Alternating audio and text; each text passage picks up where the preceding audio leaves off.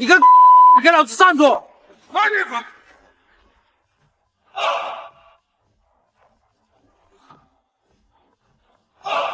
这些钱够了，把纸放干净。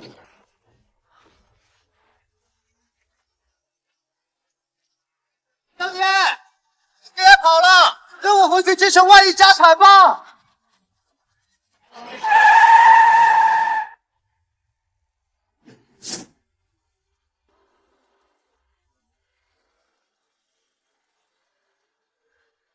周航，你居然敢拦我！你信不信我爸把你分配到日本喝核污水？别，大小姐，属下已经为您的老公赵锦成和季氏签下了价值10个亿的合同，祝他实现了财富自由。您以后也就不用因为害怕他自卑，就一直隐瞒自己是大夏国首富之女的身份了。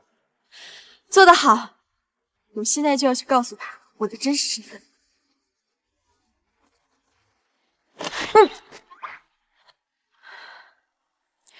去帮我买下安城最贵的别墅，作为我向他隐瞒身份的赔礼。是。你们都去跟着我。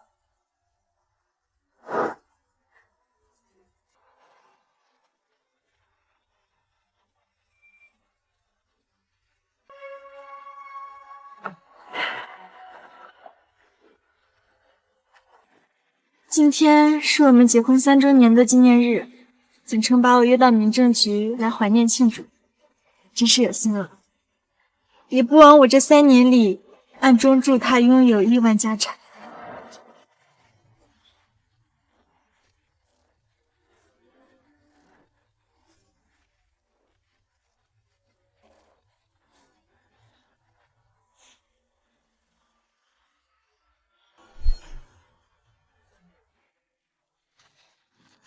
你好，自我介绍一下，我季行渊，26岁，哈佛商学院博士毕业。这是我的车，我现在是季氏集团的执行总裁，年收入20亿。厉害厉害！该你自我介绍了。哦，我叫楚青瓷，今年25岁，学历没有。这是我的坐骑。工作嘛，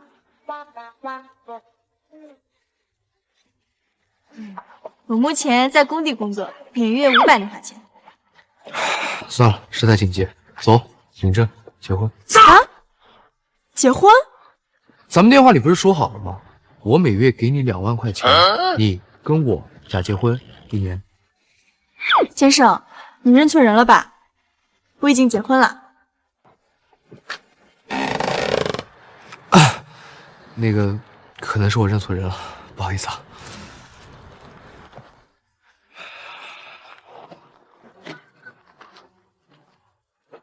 我要你给我找的契约结婚对象呢，怎么还没到？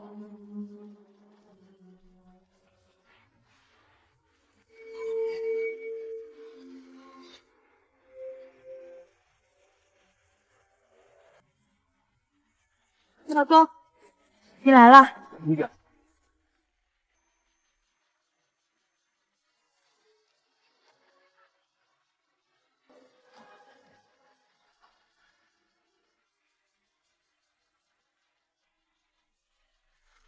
老公，他是谁啊？赶紧把离婚协议签了。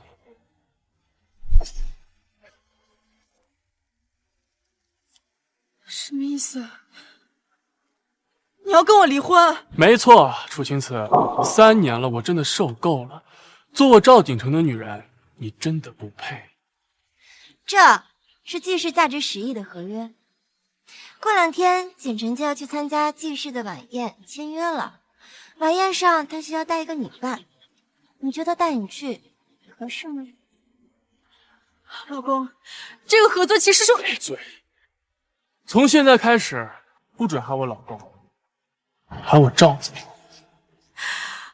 好，赵总，你错了。其实我是大夏首富之女。我是怕你自卑，所以才隐瞒了身份。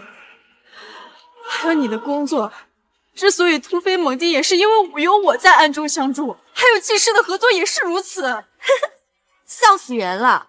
你就是一个工地搬砖的，还大夏首富之女。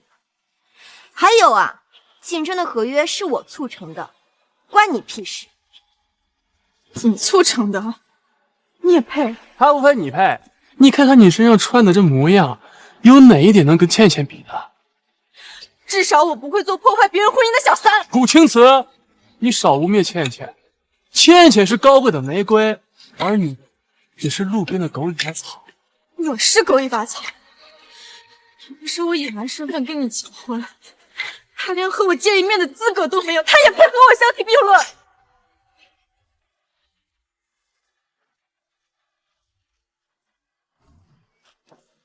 别再用你的无能去疯狂的嫉妒倩倩，我已经见过了玫瑰，又岂能看上你这种狗尾巴草？倩倩，过几日的慈善晚宴上，我缺一个女伴，不知你可否赏脸的？当然，这里面是100万，就当做是给你的补偿。我们不是一个世界的人，识相的就赶紧把合同签了。还不赶紧拿着？这100万啊，是你这一辈子都赚不到的巨款。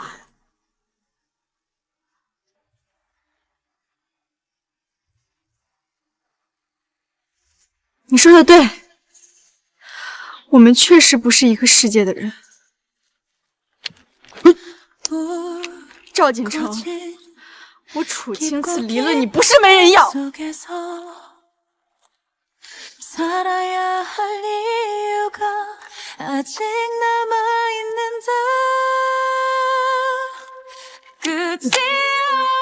我希望你以后不要后悔。我会后悔，可笑。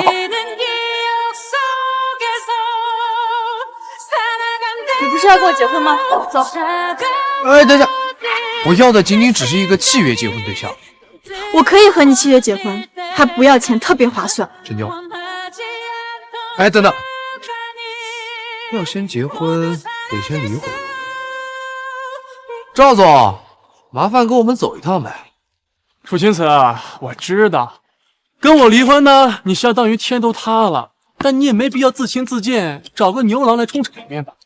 我乃青州首富，你说谁是牛郎？你不会是想说你是纪行渊纪二爷吧？对，我就是啊。还真是物以类聚，两个人啊，脸皮都这么厚。纪二爷连我都没有见过，你一个牛郎竟然不知死活，敢冒充纪二爷！纪行渊曾有幸被我父亲召见过，我见过他，他的确是纪行渊。你这么吹，显得我说的话也不太可信啊。废物，能别说大话了吗？锦城，过2天就是慈善晚宴了，你就能见到你的偶像青州商业霸主纪二爷了。纪二爷平时很少出现在公众场合。哎，倩倩，你不是说你是纪二爷的远房表妹吗？那到时候能不能介绍我俩认识？这个包在我身上。我什么时候有这样一个远房表妹了？我确定啊，我没有见过她。我真的很好奇，那你们这样吹牛，等到慈善晚宴的时候怎么收场？你个废物，叽叽歪歪的说些什么？这里轮得到你说话吗？一群白痴！哎，倩倩，别跟这种人一般见识。等我跟他离了婚，他就再也没有资格靠近我们了。你不是要赶紧跟赵锦城离婚吗？还不赶紧走！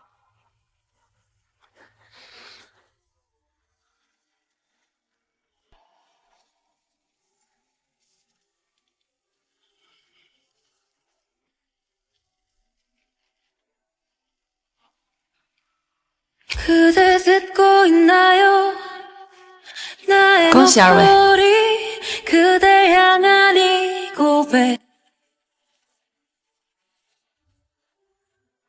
哎呦，两个穷鬼真可怜，从此以后就要相依为命啦。我真的很期待，等到慈善晚宴上你们见到我的时候会是什么表情？倩倩，别跟这种档次的人扯皮了。我带你去挑一套晚礼服，等慈善晚宴的时候惊艳全场。好呀。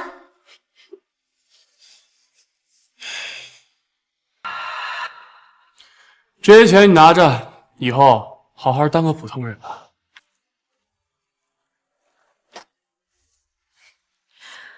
深爱3年，默默守护3年，没想到竟然是这种结局。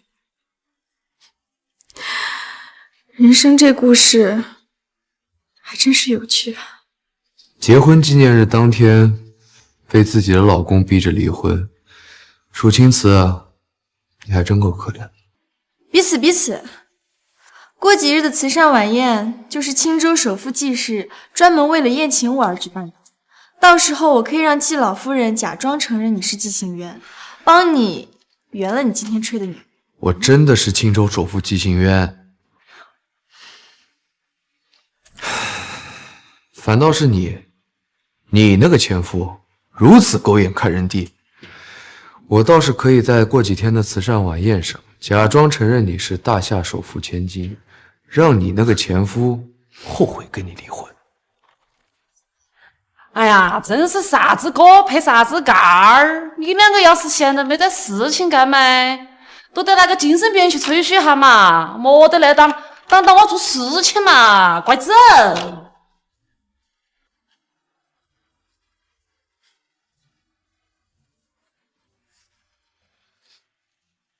你去哪儿？我送你吧。不用，我有车。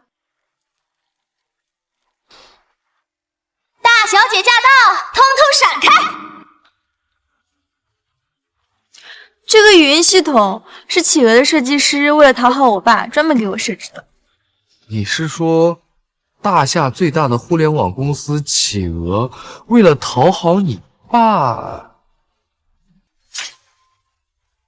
大小姐驾到，通通闪开！行吧，反正你有你前夫给你的精神损失费，应该也不至于留宿街头。我先走了。对了，慈善晚宴见。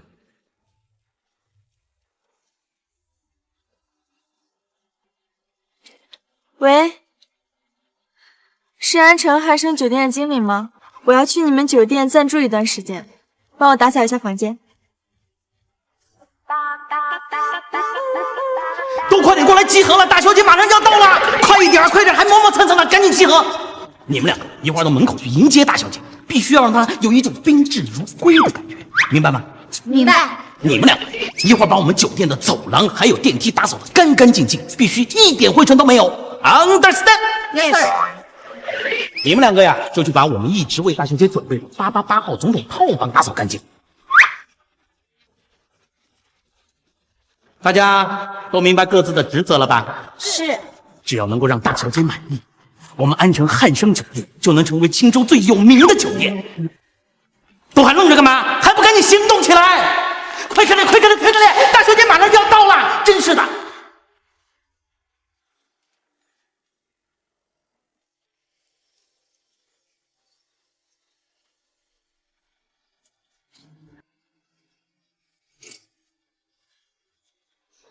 喂，那个骑电动车的，走开走开，别耽误我们迎接大小姐。我就是大小姐啊。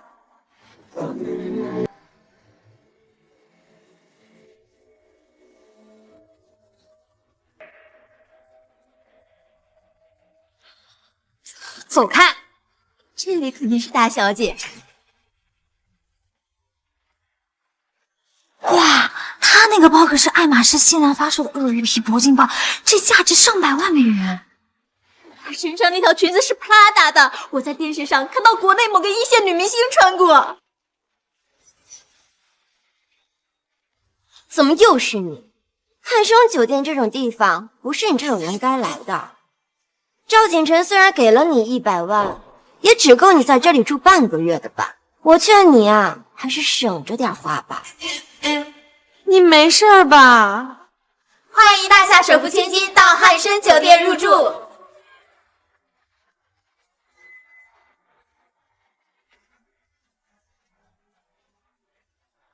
没错，我就是大夏首富，你们的大小姐。你们认错人了吧？我才是首富千金。你一个骑破小电动车的，9块9全身包邮的，还敢说自己是首富千金？我们大小姐这个包啊，把你卖了都买不起上面的一个锁扣。这不就是爱马仕包吗？有什么了不起的？这个牌子的首席设计师每年都会给我送一柜子的新款包，我嫌这个包不结实就没背过。又来？你是申请过吹牛大王吉尼斯世界纪录吗？大小姐您别生气，我就叫保安把这个疯子赶走。保安，等等，这个卡你们应该认识吧？这是汉生连锁酒店的 SVIP 超级至尊。既然是汉生连锁酒店 SVIP 超级至尊卡，我可听说这张卡全国只有2张，一张在首富手里，另一张在大小姐手里。莫非她真的是大小姐？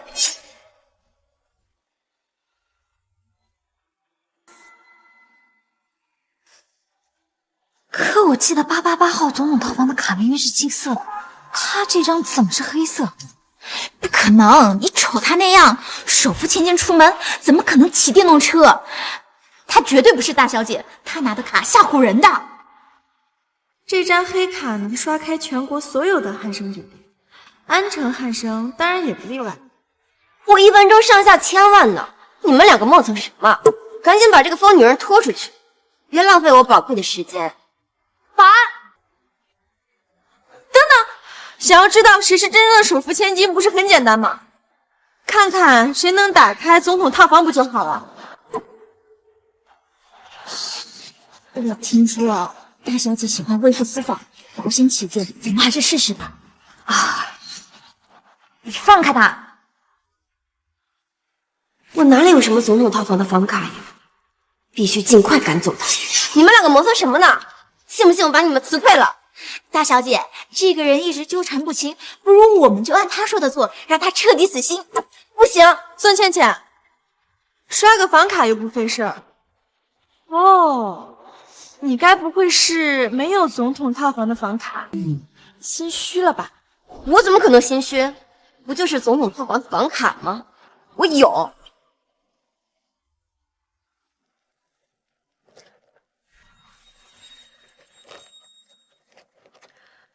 孙倩倩，你这包也不大呀，还没找到呢。催什么催？你个骑电动车的穷鬼，真以为你那玩具卡能刷开总统套房的门啊？就是，大小姐，您快找出房卡，好好打压这个穷鬼的嚣张气。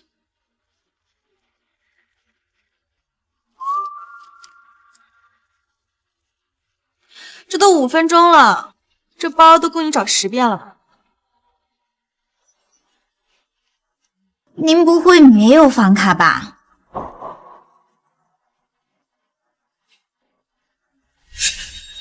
没有房卡就让开，我来开。慢着，大小姐，这房间是我打扫的，您看看满不满意？阿姨，您别在这碍事儿。谁说我没有房卡？这不就找到了？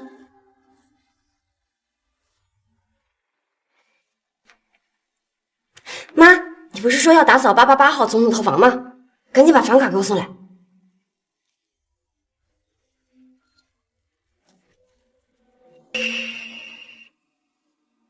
门打开了，她果真是大小姐。穷鬼，你还有什么好说的？来都来了，不如大小姐让我进去开开眼。保安，还不赶快把这个穷鬼赶出去，少让他碍了我们大小姐的眼。慢着，既然这样，那我今天就亲眼让你见见我们2个人之间的差距。毕竟啊，我的世界不是你能够想象的。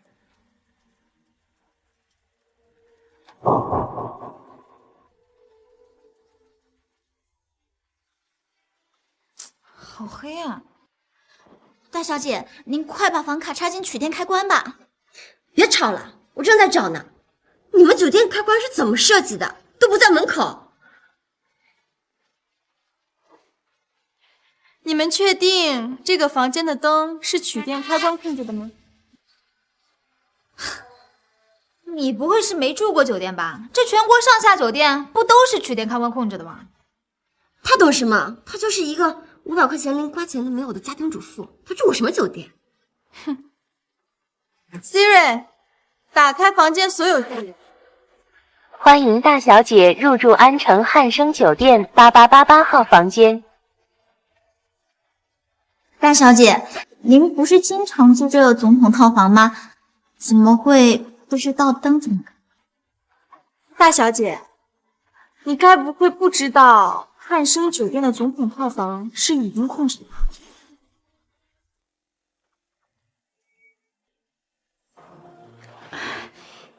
大小姐很久没来汉生酒店住了，她可能不知道酒店升级了智能家居系统。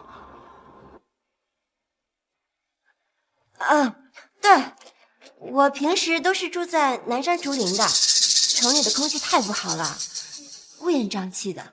我这次来也是被逼无奈，不然我才不住呢。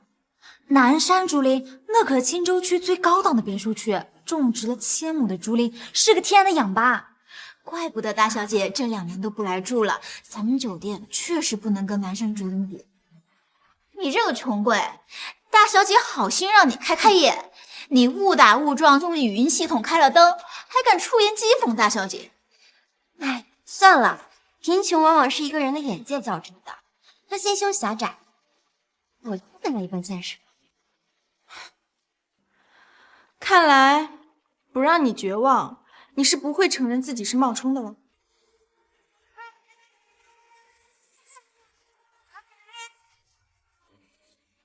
这个保险箱的密码是我自己设的，连我老爸都不知道。如果你真的是大小姐，你应该知道这个保险箱里装的是什么。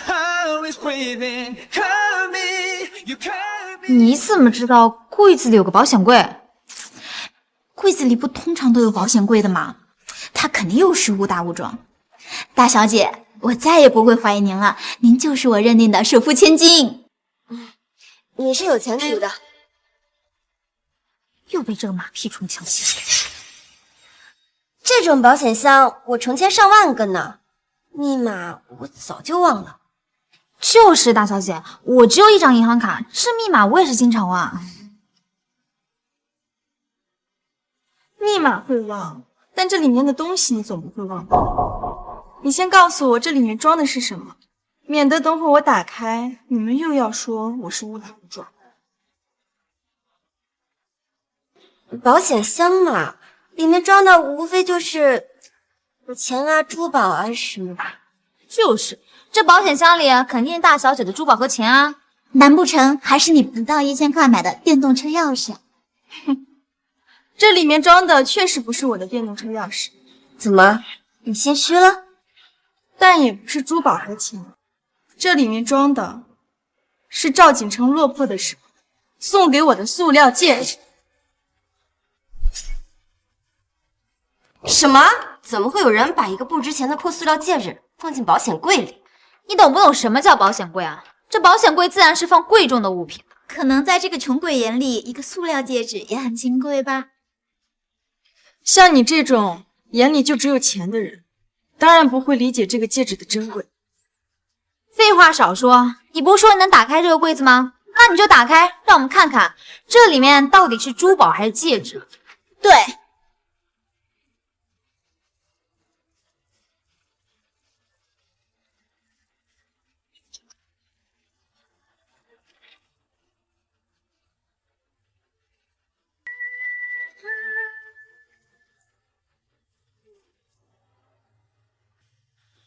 真的是塑料戒指。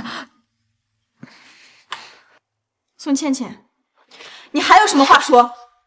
她莫非真的是大小姐？我们不会是认错大小姐了吧？我们还骂大小姐是废物。倩倩，事情都到这个地步了，你跟妈回家吧。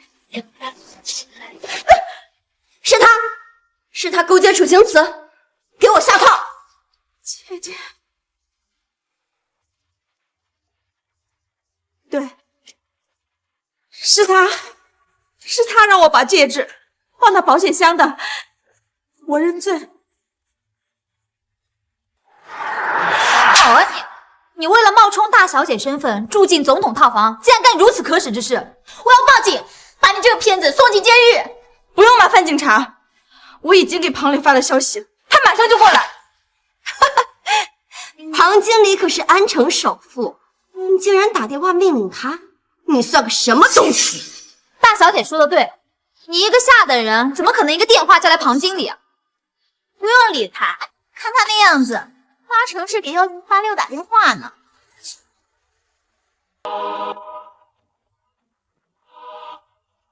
什么人竟敢冒充大小姐？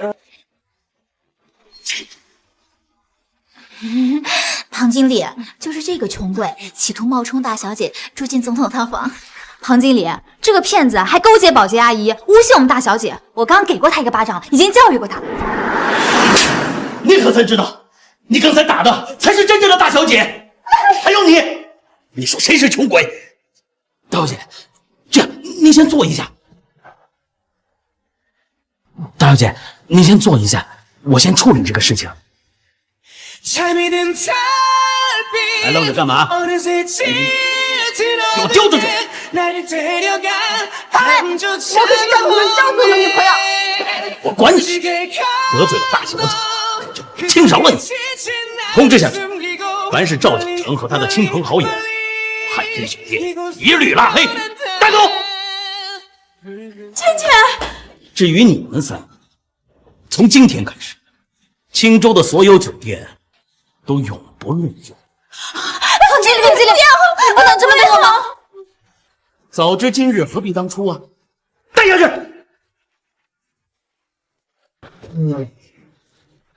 大小姐，让您受惊了。放开我！放开我！放开！倩倩，你没事吧？景成，楚青子好像是大夏首富千金，他打开了汉生酒店总统套房的保险箱，里面有我送他的塑料戒指，对吧？你怎么知道？那个总统套房，大小姐根本就不会来住。楚青子跟我说过，庞磊是他的远房表舅，给了他张房卡，经常让他来住。原来如此，怪不得庞磊这么护着他，还不分青红皂白的打了我一巴掌。我现在的实力还不能跟姓庞的相比，等到慈善晚宴上，我跟季氏签下10亿合同，我就会成为安城首富。到那时候，我带你去找姓庞，出了这口恶气。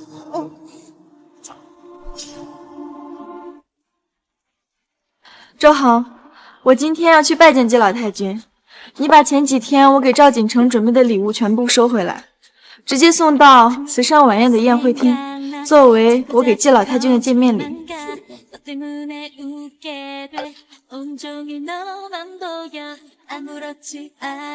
喂，子，我现在稍微有点堵车，你稍微等我一下，我马上就去接你，参加慈善晚宴。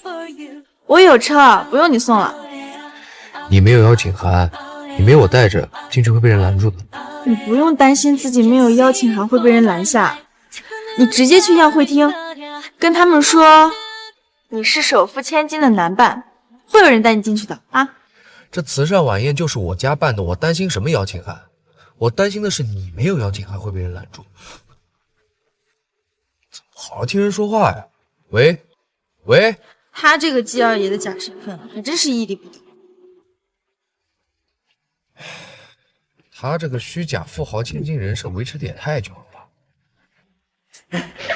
哎，大小姐，哎，等等我。大小姐，你去参加这个季氏的慈善晚宴，可不可以带我一块儿去？你好歹也是安城的首富，你没有收到宴会的邀请函吗？没有啊，我虽然是安城的首富，但在整个青州呀，我根本就排不上号。如果你能带我去参加慈善晚宴，哎，兴许我能认识季二爷，那么我就可以更进一步了。那好，你先在这儿等我一下。好。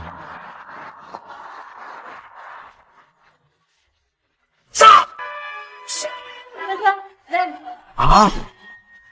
这大小姐，我有车的，要不我开车送你过去。我晕车，你别看我车小，我保证1个小时就能把你送到宴会厅。1个小时？来来，这天都黑了，咱可终于到了啊，大小姐。大小姐，我脚麻了。哎，可算到了。走。走。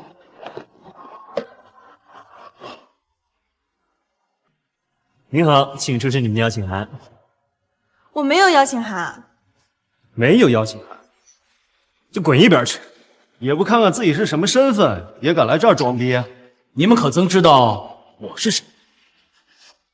安城酣生酒店的庞经理，正是在下。庞经理在安城确实是号人物啊，但是在我季氏面前却还是不够看的。没有邀请函就赶紧出去，别耽误其他宾客入场啊！是，我是不够看，但是你们知不知道他是谁？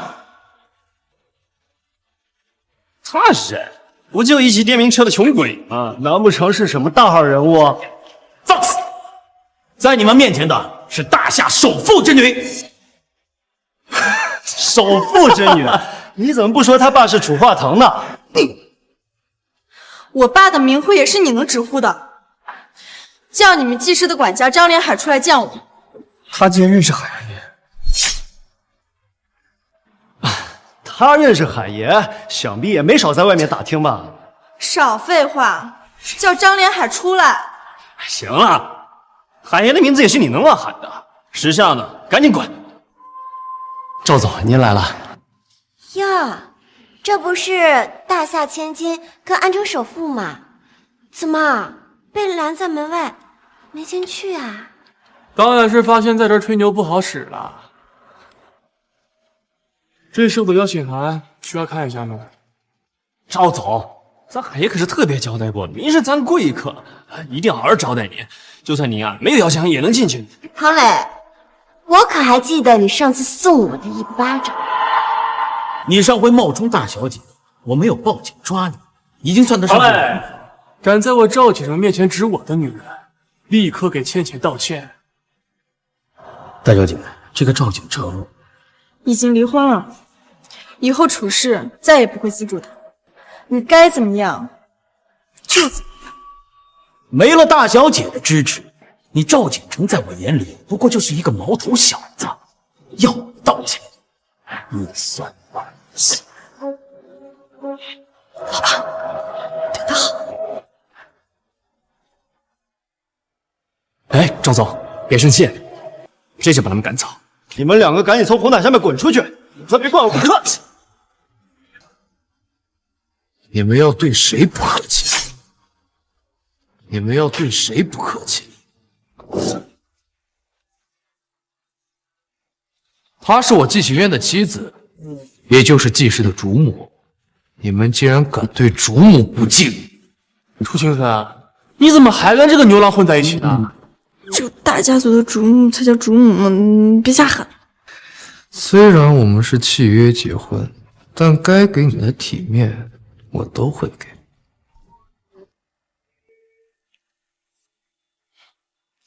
你这一套穿的是 GUCCI 的衣服吧？楚青瓷，你不会为了包养这么一个牛郎，把景城给你的100万都花完了吧？你想什么呢？他戴着这个手表就500万不止。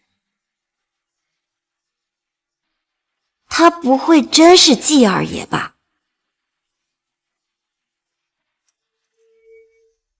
季行渊说他自己是季二爷，你们认识吗？怎么可能？哼，他要是季二爷，那我就是玉皇大帝。我早就说让你别吹牛，你就是不听，当面被季氏员工拆穿，多丢人呢。张连海是怎么办事的？把你们两个招进来，连我的照片也没给你们看。你不过就是楚青瓷花钱请的牛郎，竟然敢直呼海爷大人的名讳，你是想找死吗？张连海就是我季氏的管家，有什么不能直呼名讳的？每次我用尊称称呼他，他都心惊胆颤。这种下三滥竟然敢侮辱海爷，你们两个都放任不管吗？就不怕我进去向海爷当众禀报吗？没事儿，我承诺你了，要让季氏帮你圆好的。等我给张连海打电话。赵总，接下来的场面可能有点血腥，要不你们先进去？做得好，我会给你们当面邀功的。竟敢害我们被责骂！你们这群废物东西，竟敢敬酒不吃吃罚酒！小心！什么意思？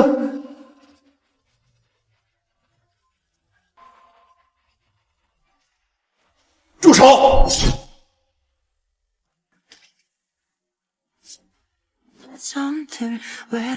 两个蠢货，睁开你们的狗眼看清楚，站在你面前的才是真正的大人物。大爷，这女的就是个奇迹迷失的穷鬼，这个小白脸不过就是这个穷鬼包养的牛郎而已。就是你，这是我们的二爷。二爷，是我没有调教好下属，冒犯了你。你真的是济世掌权人季二爷？季二爷，我真是活到的季二爷了。我保证，我跟你说的每句话都是真的。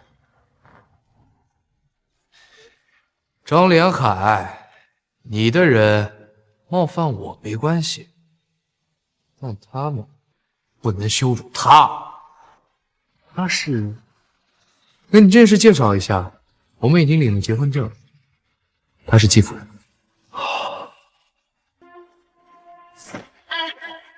还不赶紧向二爷和夫人磕头，给扇巴掌道歉！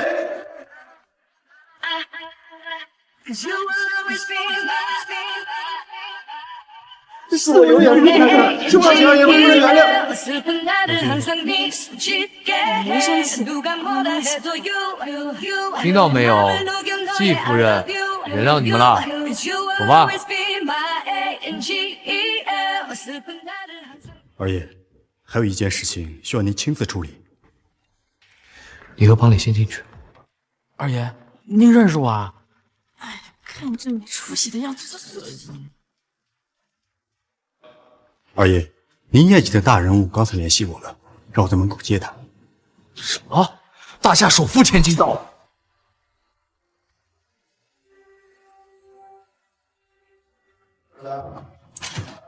小姐，这季氏不愧是咱们云州顶级的大家族呀！你看他们办个宴会，都搞得那么气派。还行吧。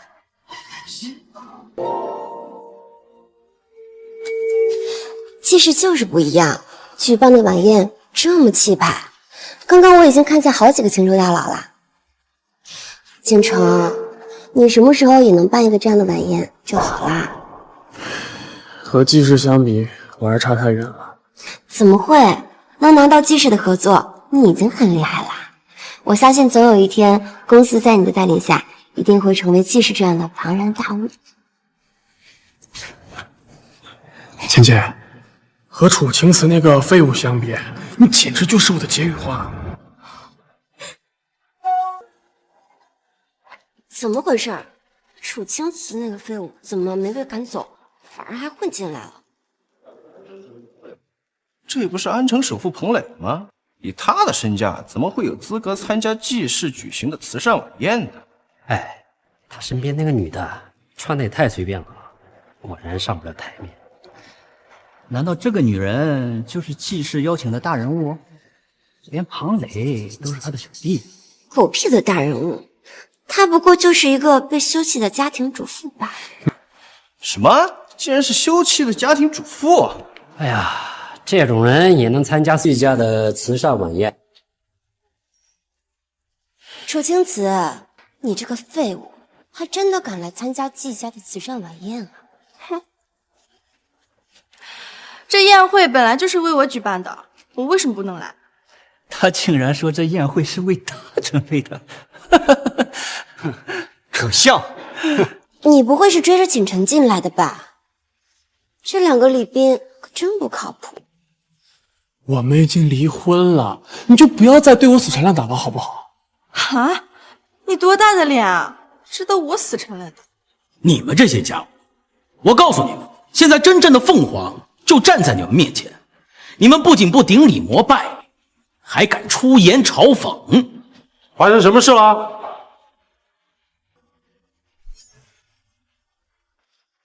发生什么事了？棒，替我教训陈子。谁敢惹我宝贝女儿生气，我绝饶不了他。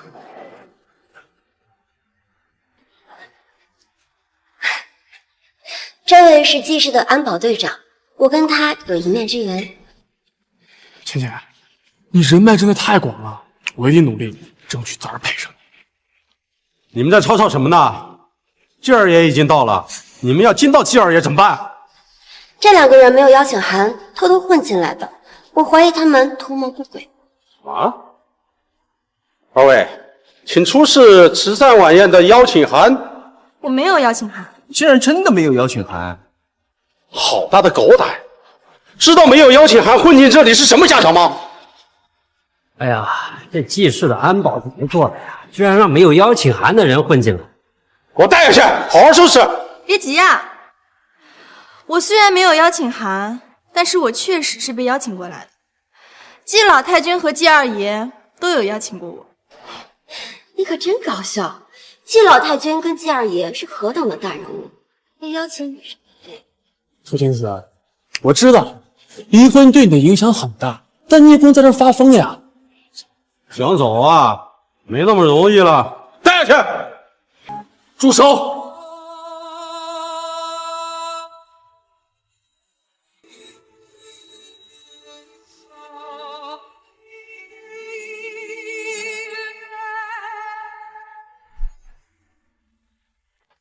抱歉，我来往。二爷，我是小磊啊。你把夫人保护得很好，我季氏正好缺一个合作伙伴，去找张院长。谢谢二爷，那我正好就去。小姐，我就先走了，二爷再见。你还特意去换了套衣服啊？今晚我季氏宴请的大人物也会亲临，我当然要注意形象。哦，看来这位大人物在你心里分量很重啊。那位大人物掌握着大夏的经济命脉，是楚化腾的长。你一个臭牛郎，竟然也敢来这里，真是不知死活！你这个金主，连个邀请还没就带你过来，那是带你来送死。赵远成脑子有病吧？竟然骂二爷是牛郎，他这种档次，肯定没见着二爷的面，没认出来呀，也正常。咱们就等着看好戏吧。就凭这小白脸的长相，应该是个头牌吧？别生气啊，他在夸你长得好看呢。看你这身行头，价格应该不便宜吧？不仅骂二爷是牛郎，还用手摸二爷。这2个人是吃了雄心豹子胆了吗？你闭嘴！你知不知道站在你面前的是谁？你走开，离我远一点，别让别人知道我是个保安队长的女儿。你被我休了，花钱请个牛郎来我面前充场的，我能理解。但为了你那点可怜的尊严，打肿脸充胖子，最后只会丢人现眼。二爷生气了，赵锦成要完了，这还用你说？做事做到这种地步，肯定要完。赵锦成，你这个软饭男，竟然敢打老子！你这个臭鸭子，竟然敢打景城！他可是今儿就请来的贵宾，快来人，还不把他们带下去，狠狠的打一顿，别脏了二爷的场子！这咱队长的女儿，她说的意思应该就是队长的意思。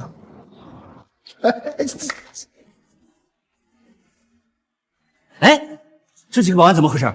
竟敢抓季二爷！怎么样？我说了吧，我们就不是一个世界的人。确定要抓我吗？蠢货，蠢货！你知道站在面前是？不用你帮我，这一巴掌我自己还回去。你敢！你敢！啊！哎呀，嘿嘿嘿，舒服啦？蠢货！蠢货！蠢货！蠢货！蠢货！队长，你干什么啊？你在干什么？没事吧？对不起，没有保护好你。不怪你，怪我自己，识人不清，是我给赵锦成的邀请函，才让他有资格站在这里羞辱我。这个贱人，花钱雇个鸭子来闹事，你打我干嘛打他呀？你闭嘴！你们两个蠢货闯大祸了！什么大祸？不就是个臭鸭子吗？屁还说！跪下道歉！我才不要给他道歉！他就个破鸭子，我为什么要给他道歉？找死啊你！若言，是我无能，让您受辱了，请您责罚。谁责罚？这怎么可能？他怎么可能是季二爷？这楚青瓷这个贱人，竟然是季二爷！完了完了，我们完了！他竟然是我的偶像季行渊，他为什么跟楚青瓷在一起？这不可能，这不可能！这赵景成完蛋了，当众造谣二爷，真是不知道死字怎么写。是啊，赵景成啊，还想和季氏搭上线，好让赵家一步登天。嘿，居然把季二爷得罪，真是愚蠢至极，活该完蛋。二爷饶命！二爷饶命！是我瞎了狗眼，是我岳不识泰山，我有罪，我该死！二爷饶命！二爷饶命！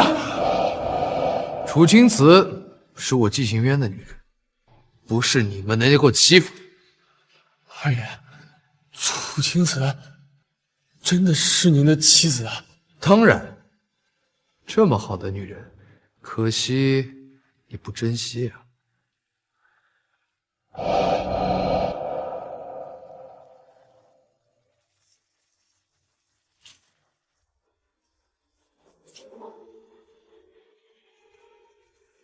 各位，今天我跟大家宣布2件事：第一，我季氏集团和赵家的合作终止。景成，怎么办？季二爷终止跟我们合作。第二，我跟大家正式介绍一下，这位就是楚青瓷，我季行渊的妻子。几日前，我们已经领证结婚。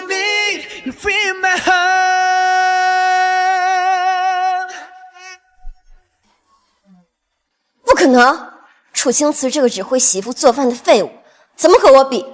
他没有背景，没有权势，没钱没权，季二爷怎么会喜欢这样的女人做妻子？这到底是怎么回事啊？被我视为雷柱的楚青瓷，竟然被季行渊看中，那可是季行渊呀，连我都要仰望的季行渊，竟然要娶楚青瓷为妻，完了，这下全完了，二爷肯定不会放过我们的。你怎么不早点阻止我？这下完了，我可把二爷得罪死了。我阻止了的呀。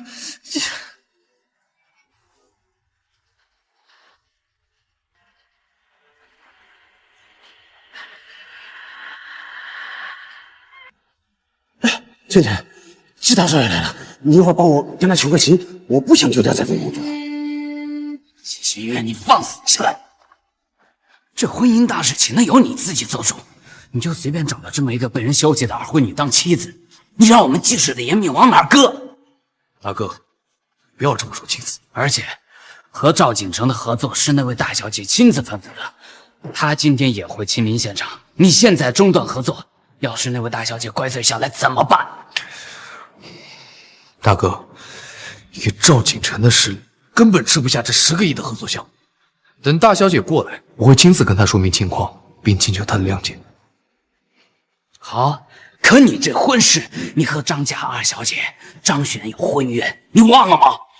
张璇为人仗势欺人，嚣张跋扈，我根本没有答应和她订婚，我也更不会娶她为妻。我说季行渊怎么这么着急结婚？原来是想逃避联姻啊！和张璇结不结婚，你说了不算。大哥，我叫你一声大哥，是因为我尊重你，你还做不了我的主，我才是季氏的掌权人。好，既然你不听我的，那我就只能请奶奶出山了。季大少，不用担心，二爷的这个妻子是假的。你说什么？假的？没错，就是假的。季行渊，你为了逃避和我二姐的婚约，雇了这么一个二婚女冒充你妻子，太可笑了吧？我不知道你在说什么。还装？女人，自我介绍一下，我是张家三少张少杰，季行渊是我二姐的男人。现在我给你一个机会，马上跪下，磕头认错。我可以折断你的四肢，留你一条狗命，不然你死定了。原来这女人是二爷花钱雇的，真是不知死，什么情都肯挣。是啊，张家三少张少杰出面，他可不好惹。而且张少杰背后的张璇，青州四大家族唯一的女家族，那才是可怕的主啊！闭嘴，别乱说，想死啊！张家，居然是张家。张家也是四大家族之一，难道比季氏还厉害？张家是靠地下势力起来的，他们在银三角都有关系。青州人都说，宁愿得罪季二爷，也不要得罪张家。听说张家二小姐心狠手辣，她怎么会喜欢季行渊？完了，这下看来季二爷也不行了。这季老爷子过世过后啊，季家就没落了。还是这个季行渊横空出世，以高超的商业手段保住了季氏四大家族的地位。如今这张璇看上了季行渊，实在可惜了。没想到这张家的实力竟然如此恐怖。那楚青瓷得罪了张家，岂不是死定了？死定了才好，他就该死。这么说来的话，楚青瓷是季二爷花钱雇来的冒牌妻子，是假夫妻。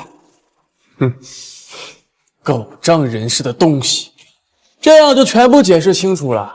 我就说嘛，季二爷怎么会看上这个狗尾巴草呢？他还以为自己傍上了季氏这个大船，飞上枝头当凤凰了，没有想到啊，季二爷只是拿他当挡箭牌而已。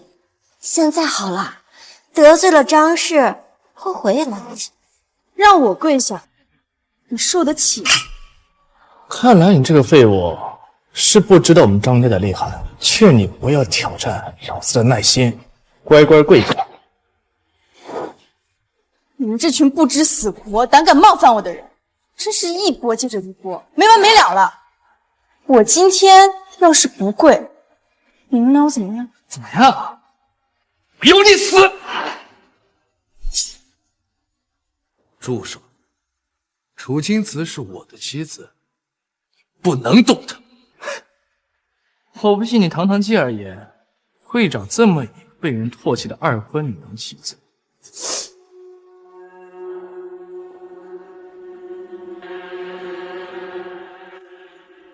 宋姐姐，你怎么在这儿啊？宋姐姐，你干什么？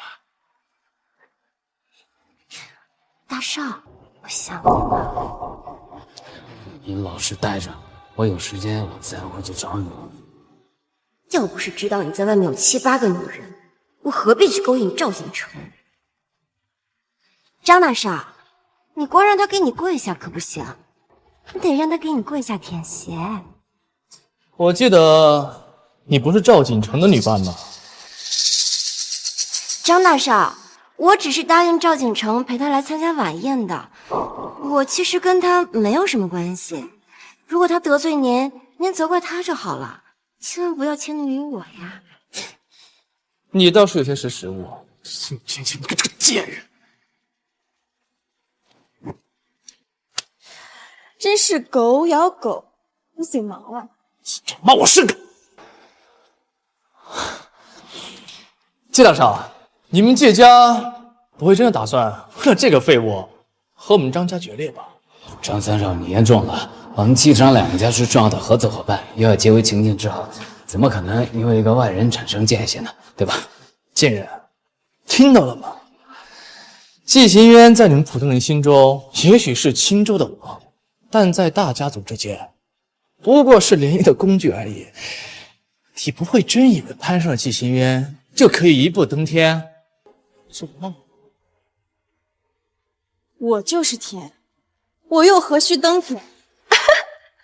笑死人了！一支79的眉笔都买不起的穷鬼。敢在我面前说自己是姐，给你3秒钟时间，马上跪下。你老实待着，别抢出头。今天我就站在这里，我看谁敢在我面前让他跪下。季行远，你季荣轩，你想让我和张璇结婚？不可能！要结，你跟他结。季二爷，你不要敬酒不吃罚酒，敬酒不吃罚酒的人是你吧？张少杰，他怕你们张家，我可不怕。楚青瓷是我要护着，你要是再敢出言不逊，对你不客气，不客气。你能把我怎么样？保安，把他给我丢出去！我看谁敢！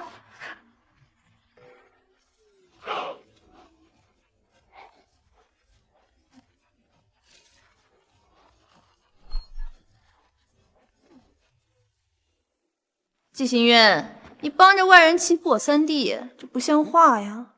张家家主张璇，他真的来了，这下楚青瓷可在劫难逃了。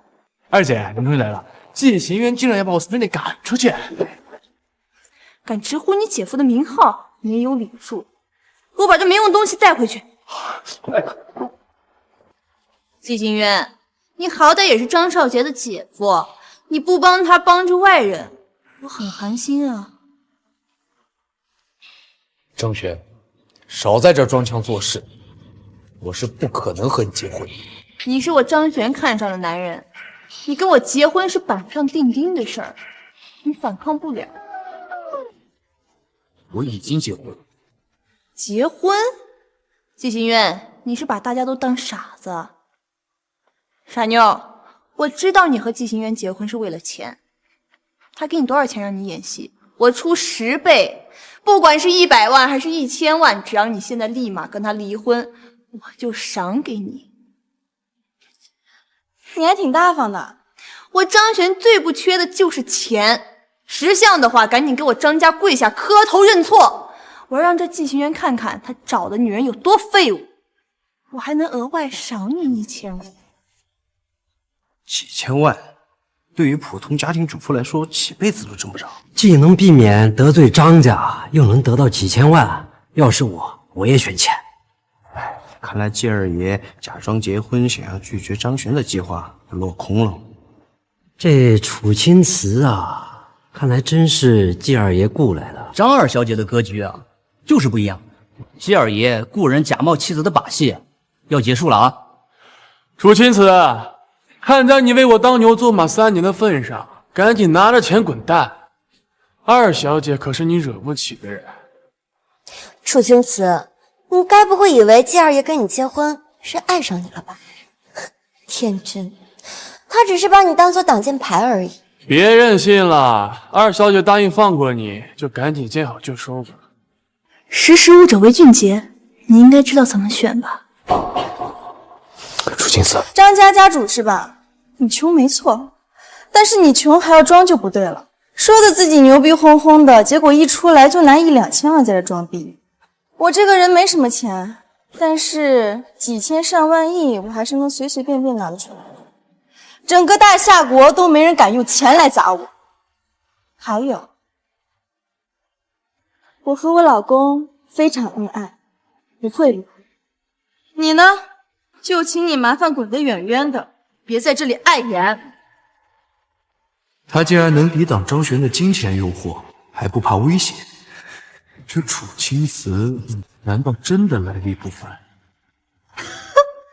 好，楚青瓷非常好，你一个下等人居然敢这么跟我说话，你别以为你是季行远名义上的妻子，我就不敢动你，不知死活！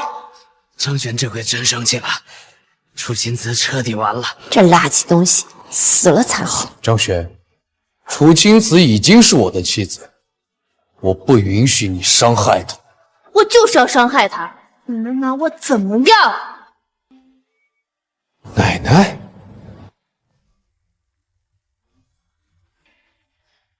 季老太君，二小姐，老太君，老太君，老太君，老太君好。来，二弟擅自和一个二婚女。二小姐，想必有所耳闻，今日有大人物要来慈善晚宴，若惊动了那位，恐怕就不好了。二小姐，还请你看在老身的面子上，不要在晚宴上闹事。好，老太君，我看在你的面子上，我不动手，但是我要让大家心服口服。他不是说他很有钱吗？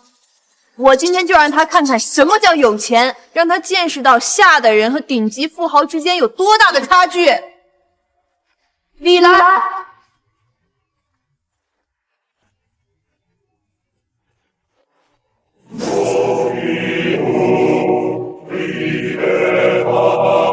老太君，我知道您刚大病初愈，正是需要调理的时候。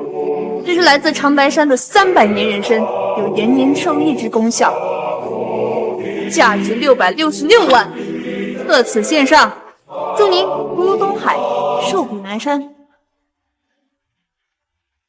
价值600万的人参，主要是难得呀。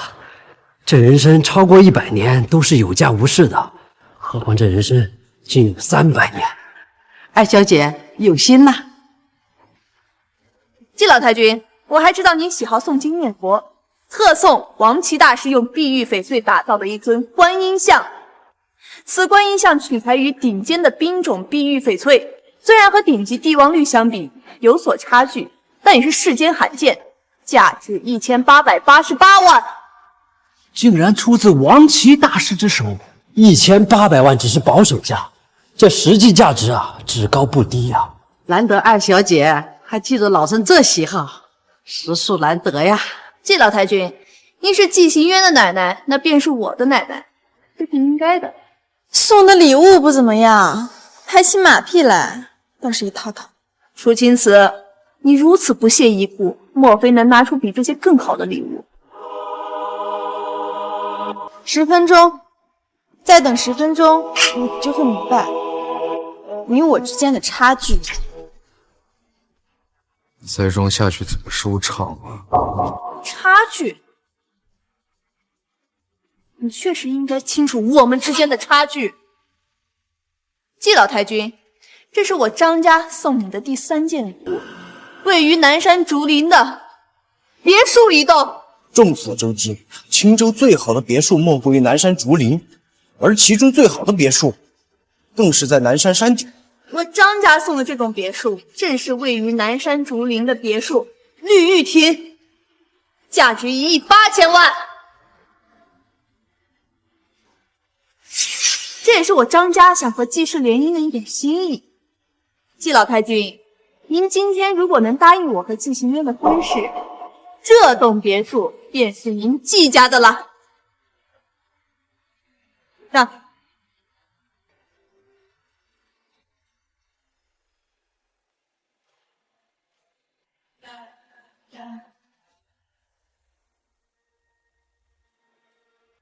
奶奶，不能收。我和楚青瓷已经结婚了，不可能再娶张璇。你们张家和季氏联姻的决心也不怎么强嘛，就送这么一套垃圾别墅来搪塞季老太君。二小姐送的这栋别墅几乎价值2个亿，肯定位于南山山顶。楚青瓷，恐怕你连南山山脚下别墅的一块砖都买不起，你有什么资格在这里造势？这南山山顶的别墅可是全青州最贵的别墅，他竟然说是垃圾。张二小姐，你送的这套别墅真的位于南山竹林山顶吗？他怎么好像知道绿玉亭并不在南山山顶？全青州最贵的别墅，南山山顶的翡翠轩早已被我买下。每天骑着电动车朝9晚5上下班的打工人，竟然敢吹嘘说自己买了翡翠轩。张二小姐是承认自己送的别墅不在南山山顶了吗？我承认，绿玉亭确实不在南山山顶，但是我找人去买的时候，位于山顶的翡翠轩已经被人买走，我只能退而求其次，买了位于山腰的绿玉亭。什么？二小姐送的竟然真的不是南山山顶的别墅？这女人该不会真有什么来头吧？你这人嘛，虽然蛮不讲理，但还算诚实。的确，我买的虽然不是南山最贵的别墅，但这也不代表你能买得起翡翠轩。二小姐说的对，翡翠轩的价值比绿玉亭贵2倍。全青州谁会用4、5亿买一栋别墅啊？楚青瓷，你就别吹了，一会儿我都没法帮你收场。翡翠轩的房产证已经在路上了。楚青瓷，你一个在工地搬砖的泥腿子，借着二爷的关系混进了不属于你的世界，不仅不夹着尾巴做人，反而大言不惭，说翡翠轩是你买的。5分钟后，你们就会知道我是不是在吹嘘。楚青瓷，你看看二小姐送的礼物吧，这些差距啊，可不是靠你吹嘘就能抹平的。楚青瓷，你听见了吗？就你这种靠攀龙附凤混进来的下等人，你拿什么跟我比？张小姐说的对，我跟你确实比不。好，算你有自知之明，那现在就滚吧。楚青瓷，季行渊，这个女人本就和你不是一个世界的人，既然她已经自惭形秽，你就不要多说了。奶奶，谢老太君，您误会了，我说我比不了张二小姐，意思是我没她的脸皮那么厚，竟然送这种垃圾东西过来。什么？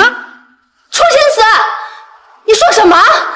你竟然说我送的礼物是垃圾？难道我说错了吗？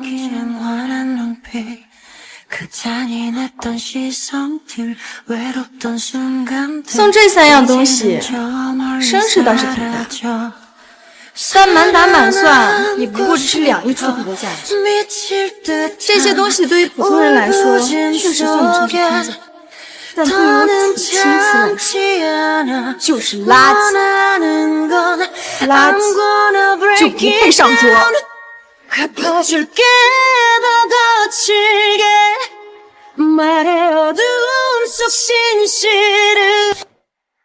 楚青瓷，你放肆！楚青瓷，你太冲动了，竟敢把张二小姐送的礼物弄坏了，不知死活！宋权，哎，等会儿给他准备收尸吧。这废物，这下死定了！狗东西，你好大的胆子！你竟然把我送的礼物毁掉，你就不怕我杀了你吗？赵轩，你别冲动。就你送的这些垃圾东西，还想让季行渊娶你，还挺得意啊！哼，好，你口口声声说我的东西是垃圾，那你能送出来更好的东西吗？周很应该到了，我当然能拿得出比你更好的礼物。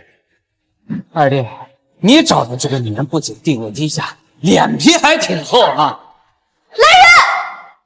赵轩，不就是1800万吗？他摔碎的东西，我赔给你。季行渊，你放肆！你知道你这样做会彻底得罪张璇吗？奶奶，他是我带进来的，他闯了这么大的祸，我应该负责任。季行渊的确很有担当。季行渊，你拿什么赔？你知不知道这座玉观音不仅价值1880万，它还是王琦大师制作的绝品，不用他帮我，我自己赔。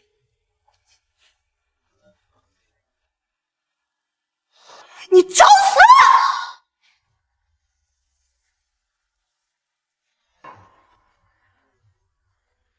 你干什么？不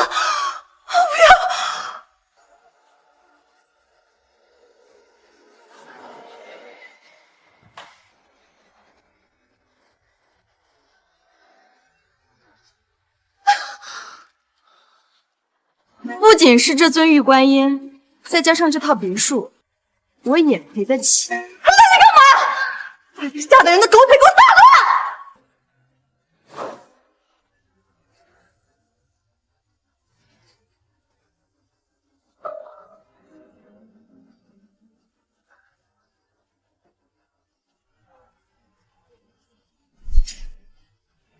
这不是北方联合商会的会长周恒吗？青州4大家族在他面前就仿佛蚂蚁对大象啊！千年野山参3根，千年野山参还3根，王岐大师雕刻的羊脂白玉如来佛祖1尊。什么？这是王岐大师最得意的作品，这比张二小姐送的至少贵5倍啊！南山竹林山顶别墅，翡翠宣油洞。还真是翡翠炫，难道真是这个女人送的吗？用全球最大蓝钻雕刻而成的希望之星项链1条。希望之星不是已经被法国皇室收藏了吗？怎么会出现在这里？宋代极品汝窑瓷花瓶1对，这才是绝品啊！不愧是周会长，连宋代汝窑瓷这种国宝级的文物都拿出来当礼送。哎，这些礼物啊，每一样至少都10亿吧，总价值超过50亿。这出手也太大方了吧！这哪是送礼啊，简直是要把季氏送上天呐！这难道真是那个楚青瓷送的吗？这也太夸张了吧！不是说楚青瓷是个骑电动车的穷鬼吗？他这样都算穷鬼，那我们算什么？这到底是怎么回事？楚青瓷怎么可以送这么贵重的礼物？今天，那楚青瓷到底是什么人来？天哪，楚青瓷不会真的是个大佬吧？我竟然跟这样的大佬抢男人，我真是不想活了。楚青瓷，你为什么拥有这么多财富啊？难道你原来一直在骗我？我从来就没有打算要骗你，我本来就是想要在今天告诉你我的真实身份的。这些礼物原本也都是为你准备的，只可惜你不信。什么？这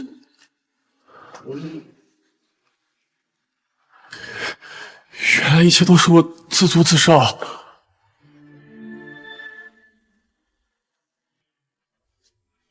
见老太君，这些礼物都是我家大小姐送给您的贺礼。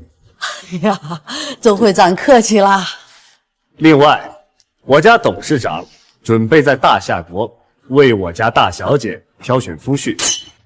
这张相亲宴的请帖是我家董事长特意嘱咐我送给继儿爷。相亲呀？什么鬼？抓到你的老东西，总是变着花样让我射死。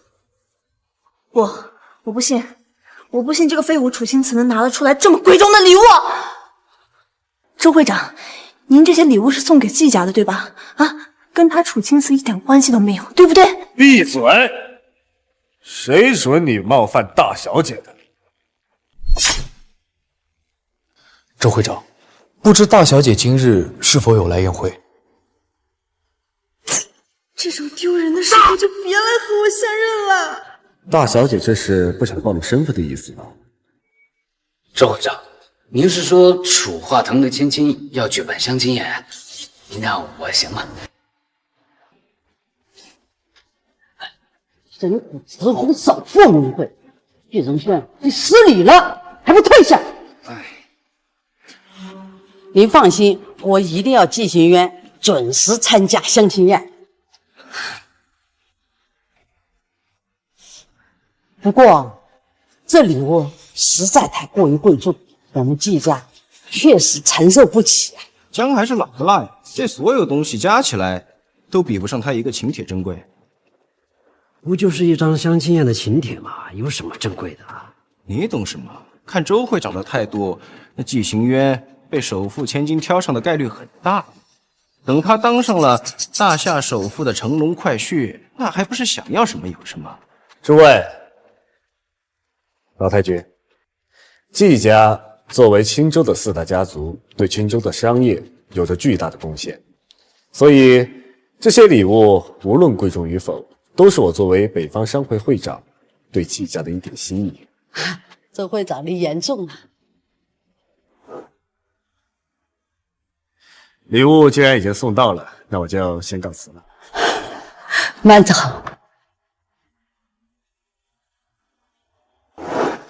楚青瓷，你还有什么话要说？这些贵重的礼物根本就跟你没有关系。你这话是什么意思？老太君，您刚才没有听清楚吗？周会长刚才根本就没有给楚青瓷打招呼，还特地说他是代表北方商会会长给季氏的一点心意。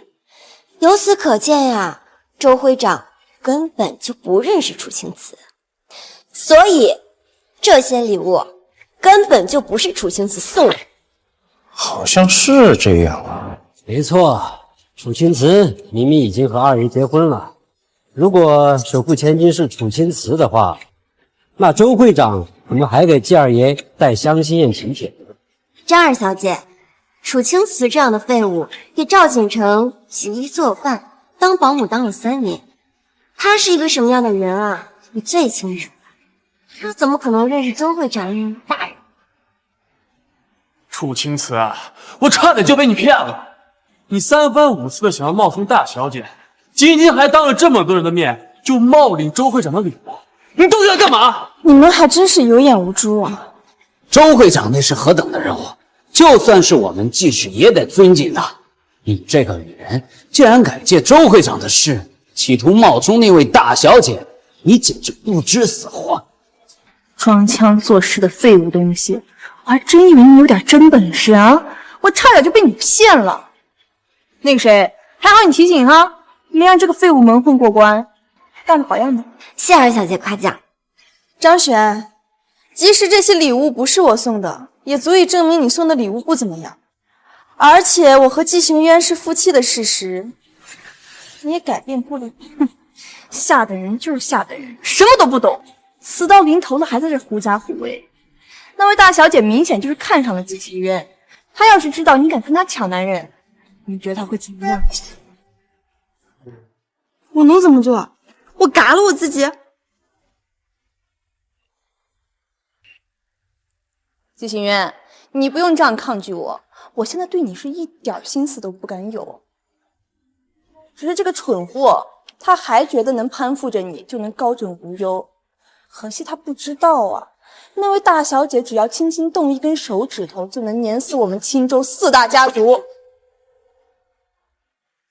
楚青瓷，我就看着你是怎么死的。我们走。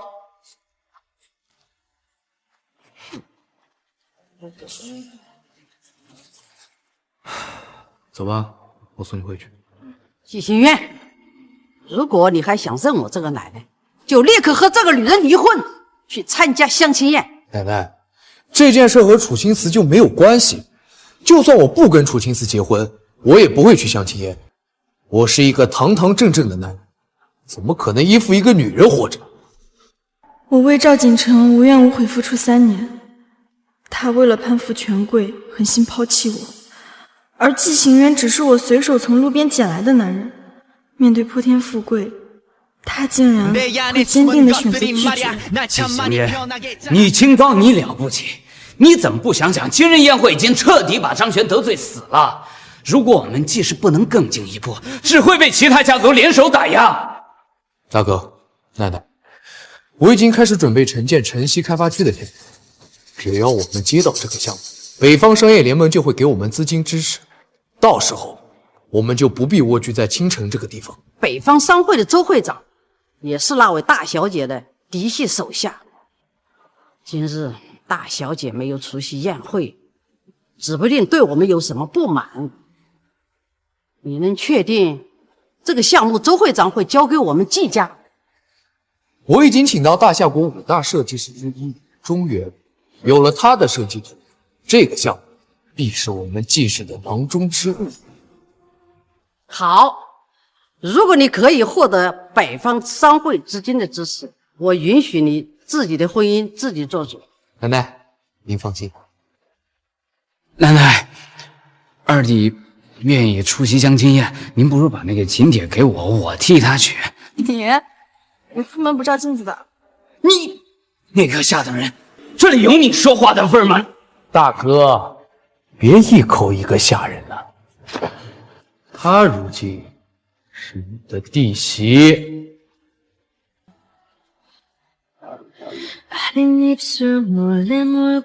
你放心，只要有我在，没人能够动你。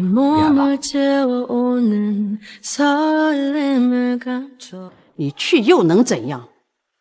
那位大小姐不可能从一众天之骄子中选中你，而且这请帖中写的是邢渊的名字，收起你那不切合实际的小心思。你奶奶比你更能认清你自己的实力。行，我不管了啊！你们爱怎么样就怎么样。如果那位大小姐发怒了，周会长也没有办法保住我们。季老太君，您实在不必担忧，因为我就是那个大小姐，所以我不会。奶奶，您放心，没准大小姐只是心血来潮给我发来的邀请，没把我放在心上。我就是首富大小姐，所以我不会。奶奶，那个，奶奶，为了以防万一，我还是会去相亲宴的。到时候呢，我会当面跟大小姐说明群主情况。如今你是我们季氏的掌权人，掌控着我们季氏一族上千人的前途和命运，做事一定要谨慎。我老了，你自己做主吧。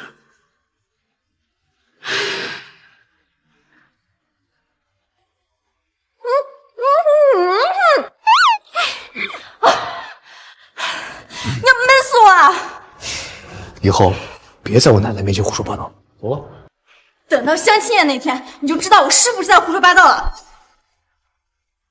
青州都台风，我们虽然已经将整体设计成了螺旋状，但是600米的塔身要想经受住频繁造访的台风，还是要将塔身设计成钢柱格栅式结构。明白。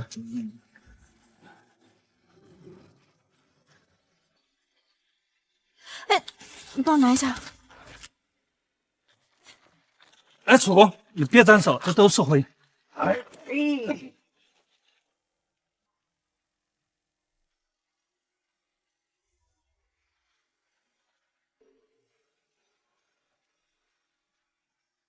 楚公，您是总工程师，您应该戴白帽子呀，怎么能戴普通工人的黄帽子呢？我戴这白帽子，那些工人都怕我。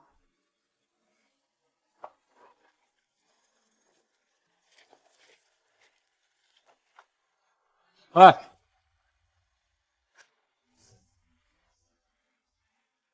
滚开！这些人什么来头啊？好大的威风！楚公，这位是给您招的助理，从来没来过工地，因为上头有人儿。今天是因为上面的领导来视察。原来是专靠溜须拍马上位的狗腿子。待会儿有大领导要过来视察，叫附近这些女子给我滚远点，别熏着大领导。去吧。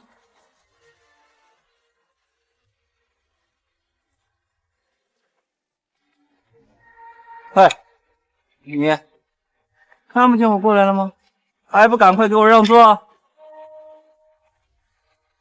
你知道我是谁吗？你就敢指挥我？戴个普通工人才戴的帽子，难不成你还想说自己是什么大领导？哦，这位是。不要用你的脏手来触碰我这娇嫩的肌肤。快，我数3个数。你要是再不站起来，你信不信我打断你的狗腿？我不信。3、2。李公，这位是青州地标的总工程师楚钦此楚公，是您的老师啊！哎，给我闭嘴！什么泥腿子就说成是我的老师？这种嚣张跋扈的学生我也受不起。哼，我可听说啊，这青州地标是大夏第一设计师慈青设计。你一个戴黄帽子的，也敢冒充慈青？李公，他真的是总工程师。你看，这是图纸。拿反了。这可是他的心血，你怎么能？我不仅要扔，我还要踩，你能拿我怎么样？嗯？你个死娘娘腔，老娘忍你好久了！啊！你这个疯女人，你敢打我？你就知道我是谁啊？我打的就是你！把我的设计图捡起来，给小张道歉，否则我今天就打得你生活不能自理，信不信？你们在干什么？哎呦，公头，你快救救我！这有个疯女人，她要打我！你住嘴！你没看季总干什么？快过去站好！什么样子？工程师李四，见过季大少。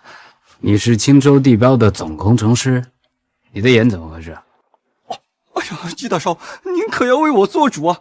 喏，就是这个疯女人，她叫我给她搬凳子，我不服从，哎呀，她就打我！你看我这。不好意思啊，季总，您好不容易来一次，就看到这么糟心的事儿。没关系，我马上去处理了。是不是你打的？是我。误会，这都是误会。在我的地盘闹事，你是不是不想活了？哎，个臭娘们，你敢打我？我打的就是你！包工头，工程都开始半年了，我才第一次见你来，一来就不分青红皂白的打人，你信不信我辞退你啊？辞退我？你一个戴黄帽子的，敢威胁辞退我？她是我二弟的新婚妻子，当然有能力辞退你。这个女人是二爷的妻子，没想到吧？堂堂季氏家主的妻子，竟然在工地干活。季荣轩，你少在这阴阳怪气了。我靠自己的双手吃饭，怎么了？还不快下跪给二夫人道歉！哎呀，二夫人，小的有眼不识泰山，您大人不计小人过，您小的这一层好不好？还有我，对不起，您不要跟我们这种小人一般见识，大人不计小人过。有了季氏家主夫人这层关系，就是威风啊！欺压这些底层民工就是好使。我欺压他们，他们可是趴在民工身上的吸血鬼。可惜，我二弟被那位大小姐青睐，马上就会成为大夏首富的乘龙快婿。而你刚被赵锦成抛弃，如今又要再次成为下堂妻，真是可惜了。啊，原来是一个快被休弃的下堂妻呀！你敢叫我自杀？刚刚是你自己删的，我可没让你删。大少，我想惩罚这个女人，可以吗？我刚才说了，她跟我们季氏没有一毛钱关系。好啊，你这个贱女人，你敢戏弄我，给你下跪！看我不抓好你这我！哎，你们不能这样，他是总工程师，你们不能这样。等等，你说他是这个项目的总工程师，慈青跟你是什么关系？哎，季少，你看他戴的帽子，黄色的帽子，普通工人就是个泥腿子。我们这个总工程师，理工啊，理工。他好像看着不太聪明。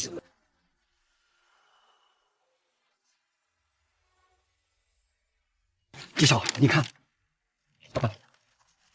你看，这个设计图就是我画的。你连设计图都能拿反，你还说这设计图是你画的？喂，这有你说话的份吗？你要不是运气好，能看到季大少爷一面，你站在这儿啊，已经是格外对你的恩赐了。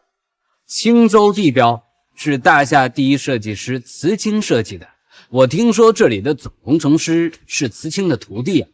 对，我就是这个项目的总工程师，慈青的徒弟。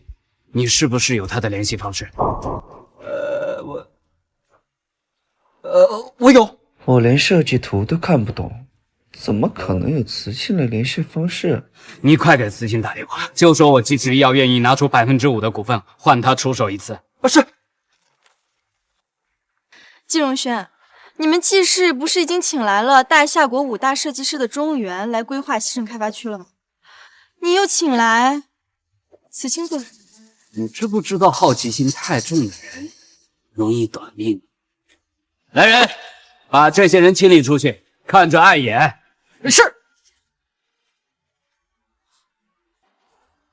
手！住手！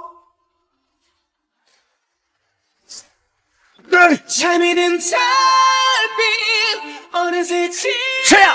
敢踢老子！啊！这个情况，还没人敢在我面前自称老辈。别发荡那么大的火，小心！季荣轩，你可真是好样的！放任这些臭鱼烂虾欺负楚青瓷，你眼里还有没有我这个二弟？二弟，你误会了啊！是楚青瓷他无理取闹，是他冒充总工程师慈青，我让保安带他出去冷静冷静。我就是慈青，我用得着冒充吗？少说两句。我说的是实话。谁干的？啊，不是，哎，对不起，对不起，您大人不计小人过，我们错了，我们错了，你别跟我没本事。你个狗，你个狗东西，只知道溜须拍马，正经事你是一点都不干，拿着甲方给你的工资养着小白脸，借着甲方的事欺压民众，根本就不配做工头。季行员，把他给我开除了，让小张做工头。你是老板，我是老板。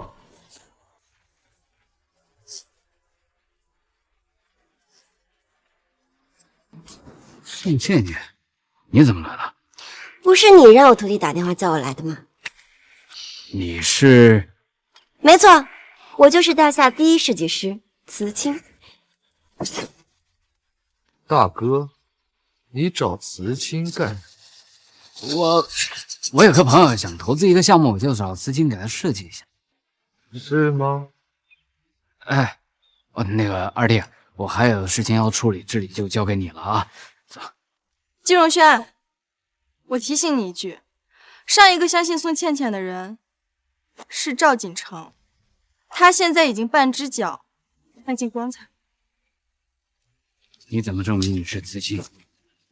这是我给城西开发区画的规划图，您看看。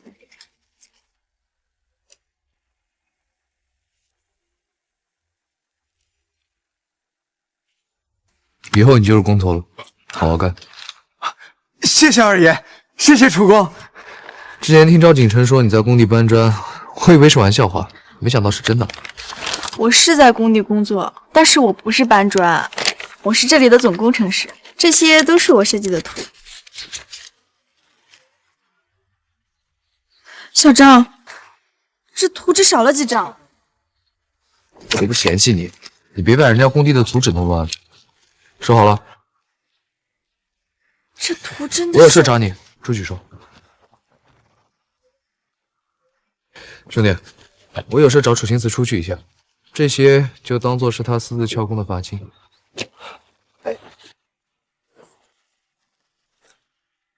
这图纸明明是楚工画的呀！你说你找我有事儿，就是带我过来买衣服的。我这一身土，你好歹让我回去换个衣服再来。我这进去不得被人拦下来？这是我季氏的品牌服装店，我一个老板都不嫌弃你，他们敢拦你吗？走吧。先生，您可以进来，但这位女士衣衫不符合规定，她不能进来。我看谁敢来？看人下菜碟是吧？我怎么不记得这家店有这种规矩呢？我们的服装都是高档奢侈品，平时光是维护就花了不少钱，这可不是阿猫阿狗都能进来的。而且，我看他这个穷酸样，一看就是从工地里裁出来吧，一身的土，要是弄脏了我们的衣服，他赔得起吗？身为导购，竟然敢对客户大呼小叫，谁把你招进来的？你们店长的，给我叫过来。你带这么一个工地上的泥腿子来买衣服，我看你也不是什么有钱人，就凭你也配？算了吧，像这种以貌取人的人到哪里都有。我们走吧。不行，你现在是我季行员的脸面，不能就这么算了。你说我买不起是吗？好，从现在开始，他在这家店碰过的所有衣服，我都要。你以为这是菜市场9块9包邮的垃圾货吗？你知道我们衣服有多贵吗？岂敢在此大言不惭！过了吧？这莫非是经理提起过的 VIP 至尊卡？你先挑，我去查一下这个卡的权限。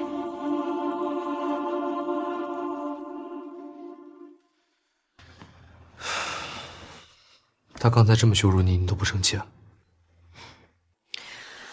从小我锦衣玉食的时候，所有人都捧着我。后来我为了报答救命之恩，就嫁给了赵锦成。我就隐瞒了我是首富之女的身份，脱掉了光鲜亮丽的衣服还有首饰。后来我才发现，你这种虚假的人是可以平的。这个社会到处都是看你的外表就能给你划分3、6、9等的人，我已经习惯了。从我见他第一面起，所有的人都骂他是穷鬼、野怼、下等。这些年，他吃了不少苦吧？你这个卡的卡号在我们的 VIP 系统里面根本就没有。还有这衣服，你们摸了必须得买。这不是你们店的 VIP 卡，是银行卡。还有，我刚才跟你说过了，他在这家店碰的所有衣服我都会买，尽管去刷。大夏所有的银行卡我都见过，你拿一个玩具卡就来冒充银行卡，你信不信我报警抓你？你看清楚了，这是银行黑卡，日流水上亿才能开通。什么黑卡？那银行卡最高等的也不过是钻石卡，日限额也就2000万。你们两个穷鬼以为我不懂吗？我不管你们是卖房卖车还是砸锅卖铁，这衣服你们必须得赔。就这么一件衣服，要我季行员砸锅卖铁？什么人在店里大吵大闹？店长，这两个穷鬼没有钱，非要进店，一身的穷酸味儿，把衣服都弄臭了。我记得季氏的商场有规定，员工上班期间不能穿私服。整个青州的有钱人我都认识，但是你我不认识。像你这种人也配在这里对我指手画脚？你不认识，有没有可能是因为你的等级不够？这里可是季氏奢侈品店，除了季二爷，青州的有钱人哪个不会来捧场？可他就是季二爷。季行渊啊，哼，他要是季二爷，我就是天王老子。少废话，赶紧赔钱，否则今天休想走出这个门啊！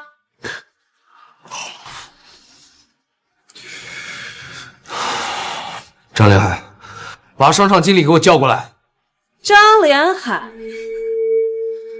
他可是季二爷身边的红人，在季氏一人之下，万人之上。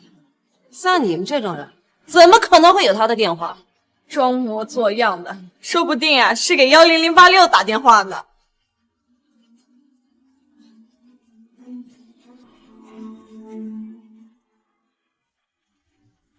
这件衣服价值100万，赶紧赔钱，别拖延时间。我明明记得这条裙子标的是20万，怎么到你嘴里就成了100万了？我是这家店的店长，我说他多少钱，他就多少钱。住口！谁允许你对客人这么说话的啊？那个，两位客人，你们的投诉我已经收到了，不过你们放心，我一定会严肃处理这件事。经理，我以前是挺怕你，但现在嘛，你敢动我一下试试？小心我让你吃不了兜着走。来人，你就看看我今天敢不敢动你。我表哥可是赵锦成，他已经搭上季二爷这条线，敢动我，信不信季二爷看守你？青州可真小啊，到处都能遇到手。也好，你就把你表哥叫来，我倒要看看他能把我们怎么样。哼！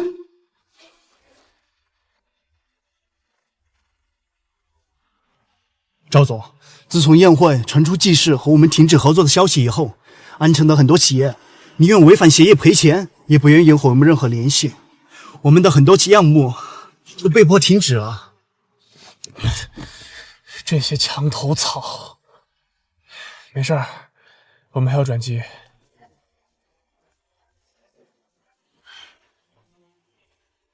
喂，表哥，我店里来了2个刁民，伙同商场的经理欺负我，你快来啊！你别担心，我马上就来。去商场。可是赵总，咱们有一个紧急会议啊。没关系，就算我赵景城走投陌路了，我的亲人也不是谁都能欺负的。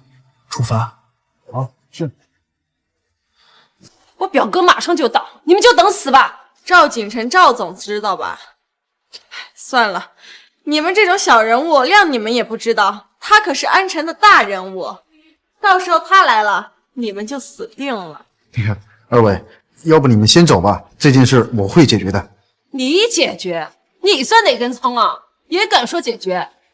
没事儿，不用担心，就算赵景成来了，他也不会把我们怎么样。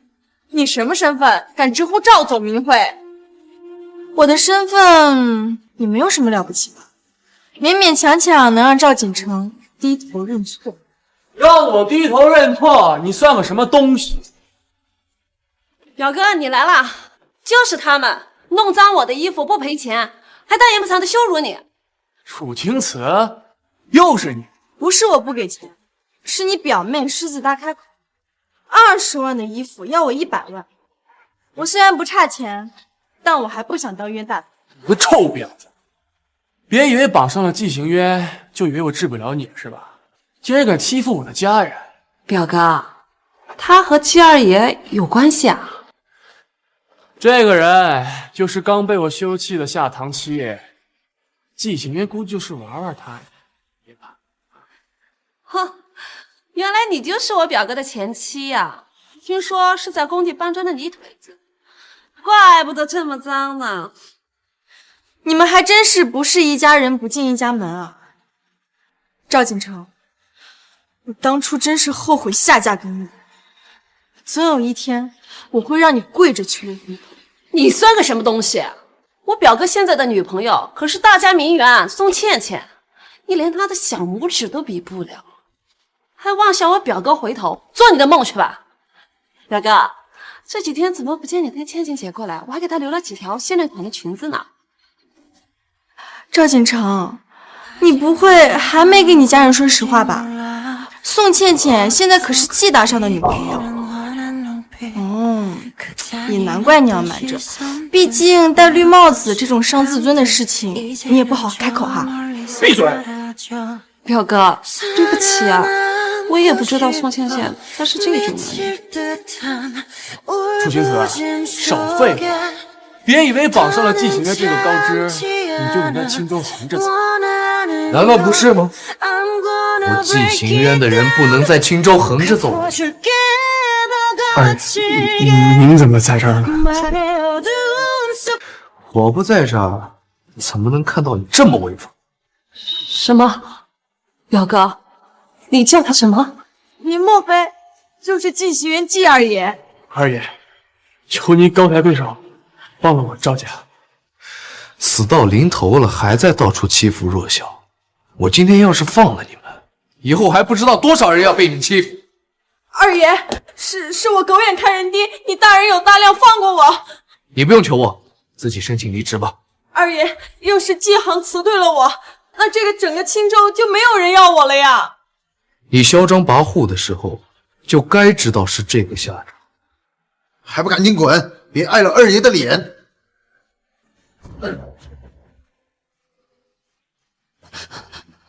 二爷，都是我的错，我是我以貌取人，是我尖酸刻薄引起的。你要罚就罚我，和我表哥没有关系的。你赵家已经烂透了，我劝你举家离开青州，否则我季氏不会让你有容身之地。季女，你让我赵家搬离青州，是不是太过咄咄逼人了？你真以为青州是你的天下吗？难道不是吗？你别得意的太早，那位大小姐也在青州。你什么意思啊？大夏首富的千金楚小姐，我已经跟她见过面了，她对我颇为欣赏，有她在，我根本就不怕你。看赵锦成这副舔狗样，难不成又有人冒充我首富千金的身份？是谁要欺负我楚小姐要护着的人？大小姐，您终于来了。你是大夏首富千金？你要是首富千金，那我是谁？我管你是谁，你这种下等人也配和我说话？大夏国人人平等，没有上等下等之分。人人平等，也就是偏偏你们这种普通人。不过，凭着你这张脸，我倒是不介意提携提携你。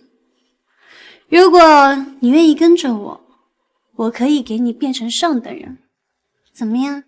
楚小姐，非常感谢你送给我奶奶的寿礼，但是恕我不能答应你无理的请求。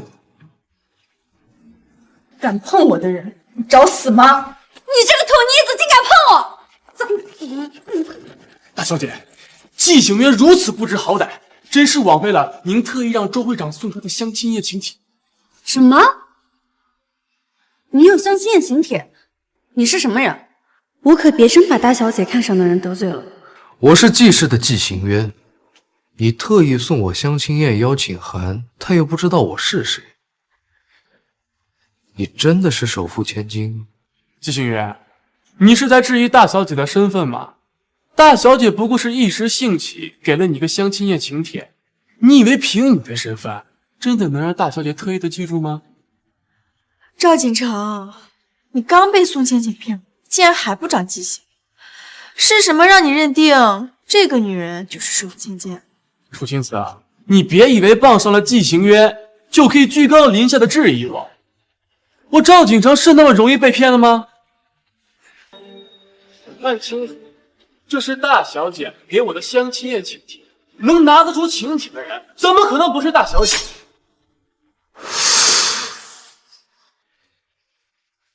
应该是真的，和周会长给我的一模一样。拿得出相亲请帖，就一定能证明她就是首富千金啊？你这个穷鬼，你懂什么？整个青州只有二爷收到了相亲宴的请帖，这还不能证明楚小姐的身份吗？不就是相亲请帖吗？我也有，那是不是也能证明我也是首富千金？你怎么会有？不可能，这绝对是季行渊的。不是我在这。你这肯定是假。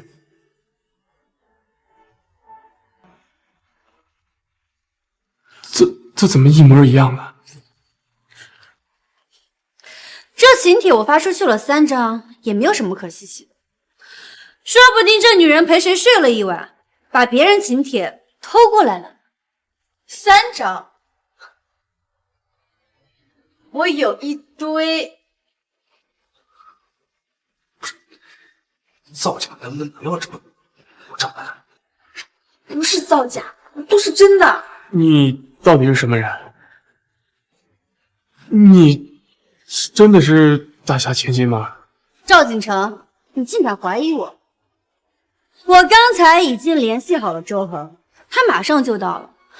等他到了之后，到底谁是真谁是假，自然也就知道。你还是周恒？周恒在你们眼中是青州一手遮天的大人物，不过在本小姐眼里，只不过是我们楚家的一条狗而已。我认识很了不起吗？你确定你说的是北方商会会长周恒？那是当然，也不是什么阿猫阿狗都会被我记住名字的。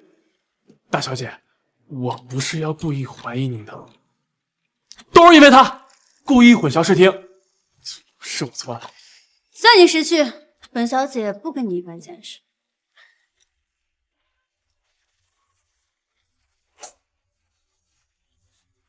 现在想跑路，晚了。等周会长到了，就算你是季二爷的新婚妻子，也得跪下给楚小姐道歉。我是来买衣服的，你放心，我不跑，我一定等周会长来。这店里的衣服不卖给你，少碰。我提醒你一句，这家店是季氏，不管周会长来不来，你已经被我辞退。这家店以后和你没有半毛钱关系。表哥，楚小姐，您能不能帮帮我表妹？季行渊，看在我的面子上，你就别和他一般见识了。毕竟你和赵锦成都是我的待选未婚夫，当着我的面那斗可不太好。楚小姐，我不管你是真的还是假的，我都不是你的待选未婚夫。我已经结婚了。什么？这种下等人怎能配得上你？我命令你赶快和他离婚。我要是不呢？季行渊，是谁？竟敢冒犯我们楚小姐？赵恒，你来的正好，快给我解决了这两个不知死活冒犯我的下等人。朱会长，真的是你？小姐，您怎么不带保镖一个人就出来了？您若是出了什么事儿，我怎么跟楚总交代呀？有周会长亲自认证，这次肯定不会有错。朱会长，他真的是楚氏千金吗？二爷也在啊，哎，说不定啊，以后你们就是一家人了，正好提前认识一下。朱会长，我已经结婚了。没关系。周会长，季行渊不仅怀疑楚小姐的身份，还屡次冒犯于她。都是一家人啊。季二爷为了自己带来的女伴，屡屡羞辱楚小姐，如此不守妇德，怎么配得上楚小姐？周会长，季行渊如此花心，怎么配得上高贵的楚小姐？不像我表哥，对楚小姐一心一意。季行渊，你居然敢背着我们大小姐带别的女人出来逛街，你简直本质死活呀！周会长，我带我自己的妻子逛街有什么问题吗？你想要季氏从青州除名吗？这么大声，你吼谁呢？大小姐，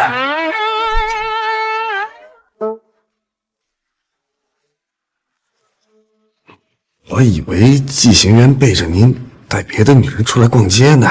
是吗？我还以为这几天不见，您老眼昏花的，认不清我是谁。怎么会呢，大小姐？我就算是忘了自己的模样，我也不可忘了您的呀。哼，那你跟我解释一下，那位是怎么回事？那个是楚娇娇，是您二伯刚认回家的私生女。一个私生女而已，不好好夹着尾巴做人，竟敢骑到我头上来了。要不我现在就戳穿她的身份，回去禀报楚总，把她送回去。不用，我倒要看看还要耍什么花样。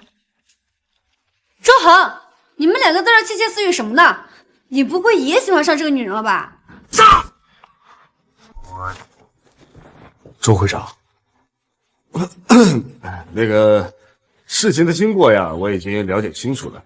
既然是误会一场，那这件事儿就到此为止吧。不是误会，这个穷鬼竟然用他肮脏的手碰我，快让他跪下跟我道歉！小姐，时候不早了，咱们回吧。好啊，周恒，你竟敢护着他！我总算知道这个女人哪儿来那么多相亲宴的邀请函了。说，你跟她是不是有一腿？是不是你给我？你胡说什么呢？根本就不是一个世界的人，根本配不上呀！就是这个穷鬼和周会长都不是一个世界的人。楚小姐，您是不是误会周会长了？这楚青瓷就是个泥腿子，他怎么能配得上周会长呢？都给我闭嘴！你竟敢吼我！我要告诉我爸！能管得住周恒的人，可只有楚华腾一个。楚小姐，您是说您要跟大夏首富通电话吗？我能有幸在此旁听吗？别忘了你自己的真实身份。走。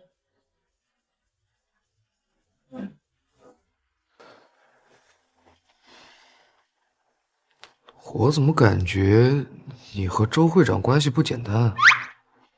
当然不简单了。周恒是我爸给我培养的助理，这北方商会就是为了锻炼他而组建的。人家真正的楚小姐都出现了，你还不承认啊？那个女人是假的，她是我二伯的私生女，所以周恒才会对她那么客气。你又来了。我说实话，你又不信。这样，我去给张连海打个电话，让他叫人接手一下这家店。你去挑几件衣服。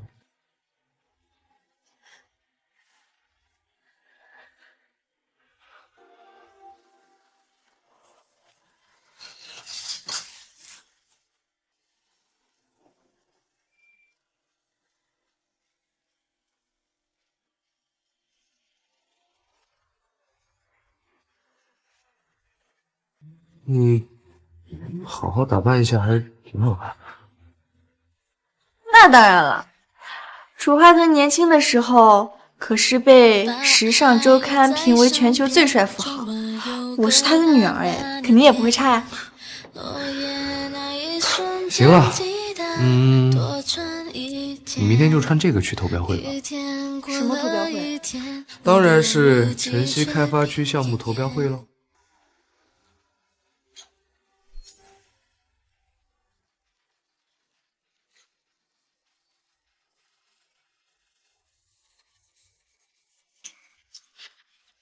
我怎么觉得气氛有点不对呀？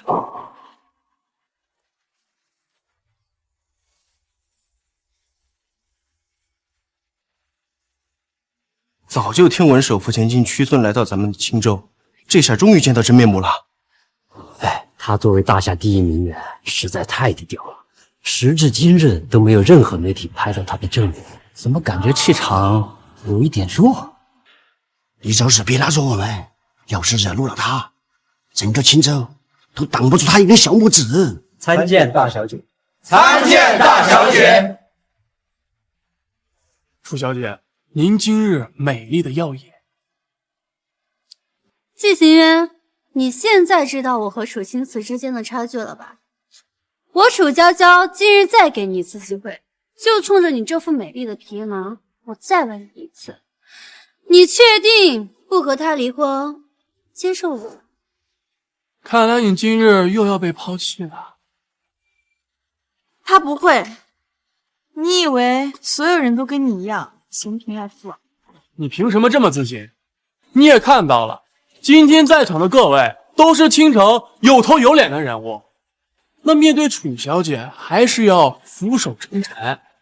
如果没有季行渊，你根本就看不到这个世界。你这种下等人，跟楚小姐这种高高在上的人物相比，任何人都会选择楚小姐，对不对？那我们就看看他到底会是个什么样。我确定，我不会因为权势就和楚青瓷离婚。小丑，好，不愧是我看上的男人。季行渊，你真是不知好歹，枉费了楚小姐对你的一片真心。季行渊糊涂啊，季氏要完了。楚家可是大夏第一豪门，整个青州都不够他们塞牙缝的。季行渊何必要在这种事情上刚正不阿呀？当年若非二爷伸出援手，我或许还在摆地摊儿。二爷，可惜了。季行渊，你看见了吧？只要我勾勾手指，这个世界有的是人愿意做我的狗。只可惜，这群人里面没有季行渊。楚青瓷，你如今只不过是仗着季行渊才能站在这里和我说话。像你这种小的不能再小的人物，我都懒得惩罚你。大小姐，季氏没有对您不敬的意思，这一切都是我自己的决定。好了，不用解释。等我把你引以为傲的季氏从荆州除名，再把你的傲骨一寸一寸的打断，你自然会哭着来求我。你大可以试试。楚小姐，大夏国5大设计师的中原，我竟然见到他了。钟先生，你不是已经答应我要帮助季氏拿下项目的吗？二爷，我很抱歉无法履行之前和您的约定，楚氏对我有提携之恩，所以我只能为楚小姐效力，请您理解。这只是我对付你们季氏的第一步。不愧是楚家千金，连中原都要对他俯首称臣。小小的青州竟敢也有人忤逆我，今天我就会让你们亲眼看看对付我们楚氏是什么样的下场。我青州张家愿做楚小姐马前卒，斩杀季氏。我安城赵家愿做楚小姐马前卒，斩杀季氏。青州林家愿做楚小姐马前卒，斩杀季氏。我青州叶家愿做楚小姐马前卒，斩杀季氏。王总，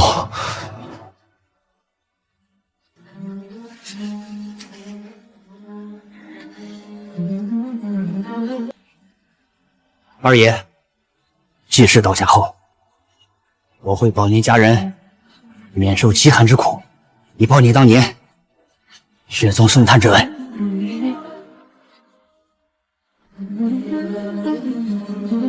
青州王家让楚小姐马前卒斩杀季氏。谁没有受过我季家的恩惠，现在却要做斩我季氏的刀。季行渊，在慈善晚宴上，你当众下我张璇的脸面的时候，你早该想过有这么一天。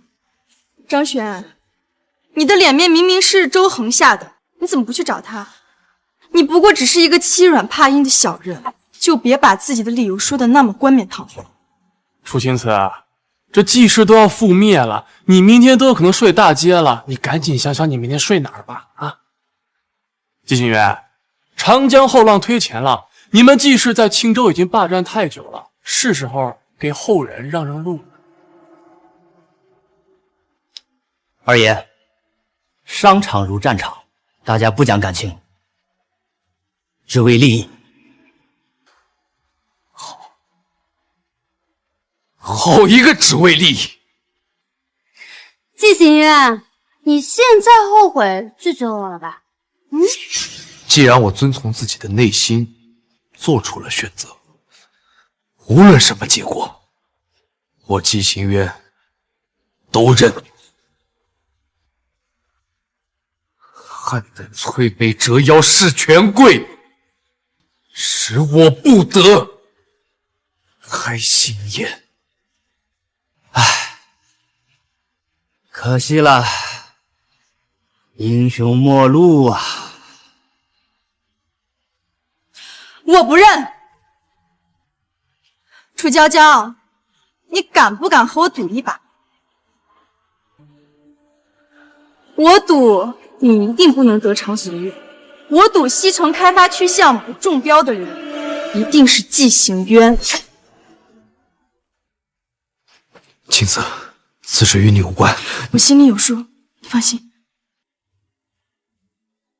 就凭你，凭什么和我赌？就凭我是慈青。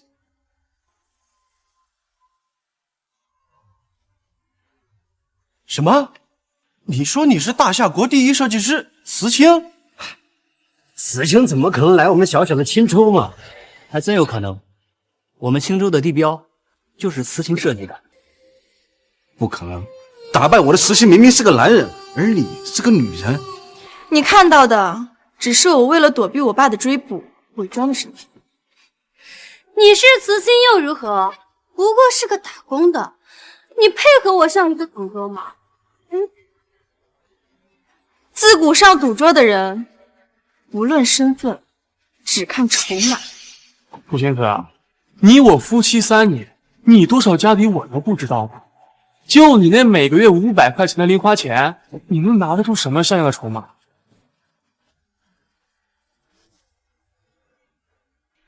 他拿不出，我拿得出。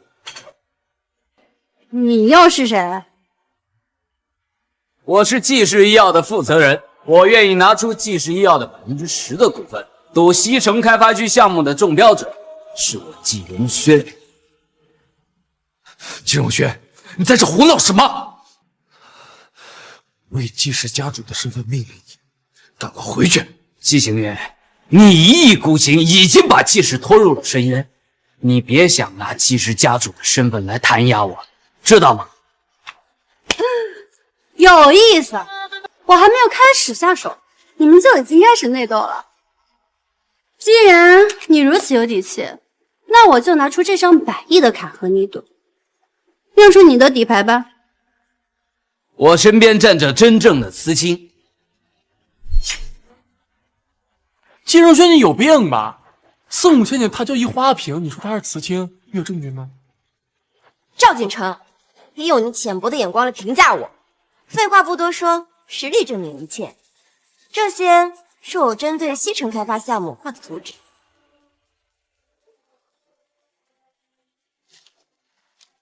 妙，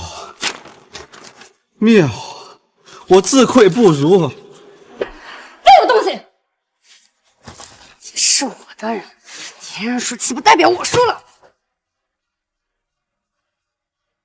楚小姐，是我能力不足，一切都是我的错，无力让你得偿所愿。但我必须要说实话，子庆，这么多年过去了，我以为我已经赶上你了，现在看来，我不仅没有接近你，反而和你的差距越来越大。我认输。中原竟然认输了，那岂不是说明楚小姐输了？我只是个私生女，这张卡率是我所有的财产，我绝对不能输。楚青瓷，你不是要和我赌吗？好，我接受，亮出你的筹码吧。我用北方商会1%的股份和你们。北方商会？你怎么可能有北方商会的股份？整个北方商会都是我的，我用北方商会1%的股份和你赌几万吗？楚青瓷，你不会又要说你才是手得千金吧？你若不信，可以打电话问问周，看看我可不可以用北方商会1%的股份跟你赌。可以。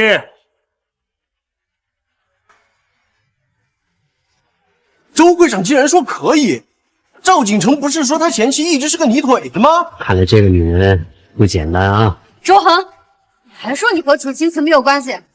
实交代，她是不是你包养的女人？楚小姐，你在胡说什么呢？既然周会长已经为我作证，那赌约是不是可以开始？开始吧，我倒要看看你有什么能耐。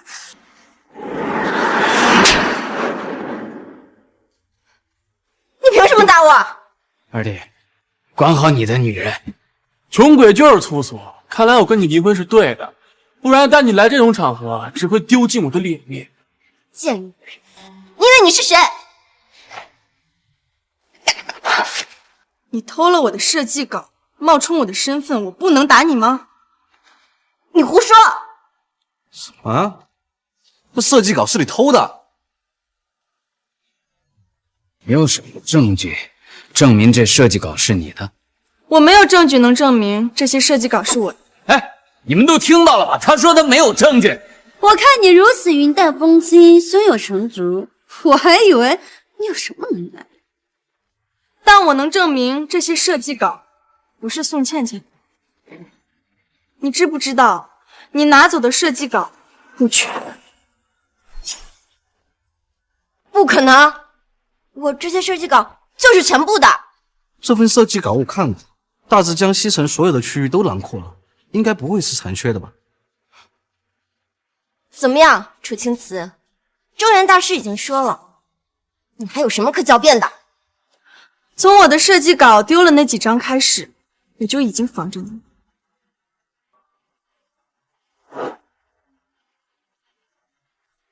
看清楚了，这些设计稿就是你拿漏的这几张。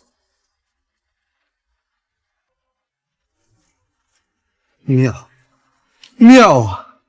你这是结合了西城历史文化，想要打造传闻中的菩萨街吗？你还是挺专业的嘛，看了2眼就明白了我的想法。这么说起来的话，这个设计稿确实不全，你怎么说不少？是他，明明是你偷了我的设计稿，反倒是过来咬我一口。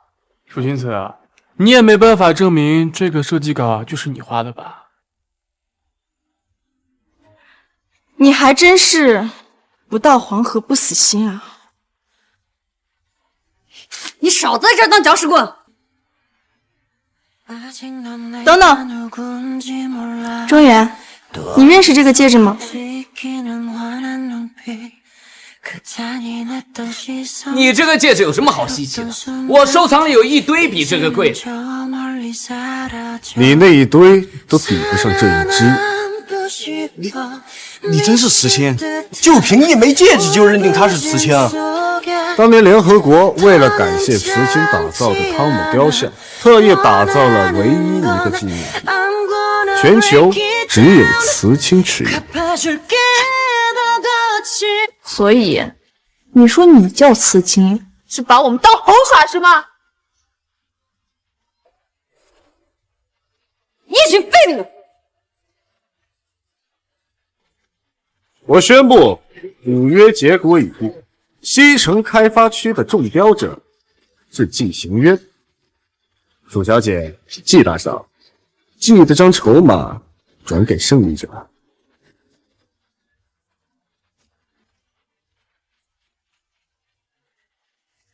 我们赢了，谢谢你坚定的选择我，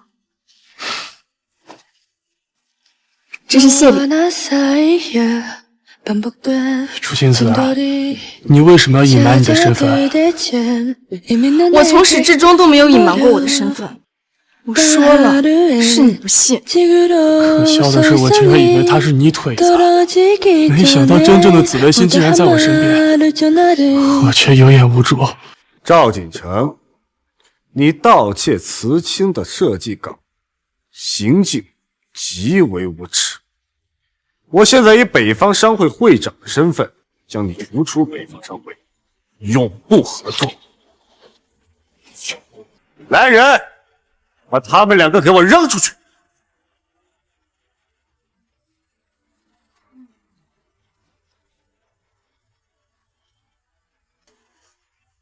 周和，你竟敢忤逆我和楚清慈狼狈为奸，我是绝对不会放过你们的！是吗，楚娇娇？3天后就是相亲宴，你确定到时候你还能维持着首富千金的身份吗？你到底是谁？楚小姐，你觉得以我的身份，谁能让我全力维护呢？青瓷，你到底是什么身份？任务完成了，我们走吧。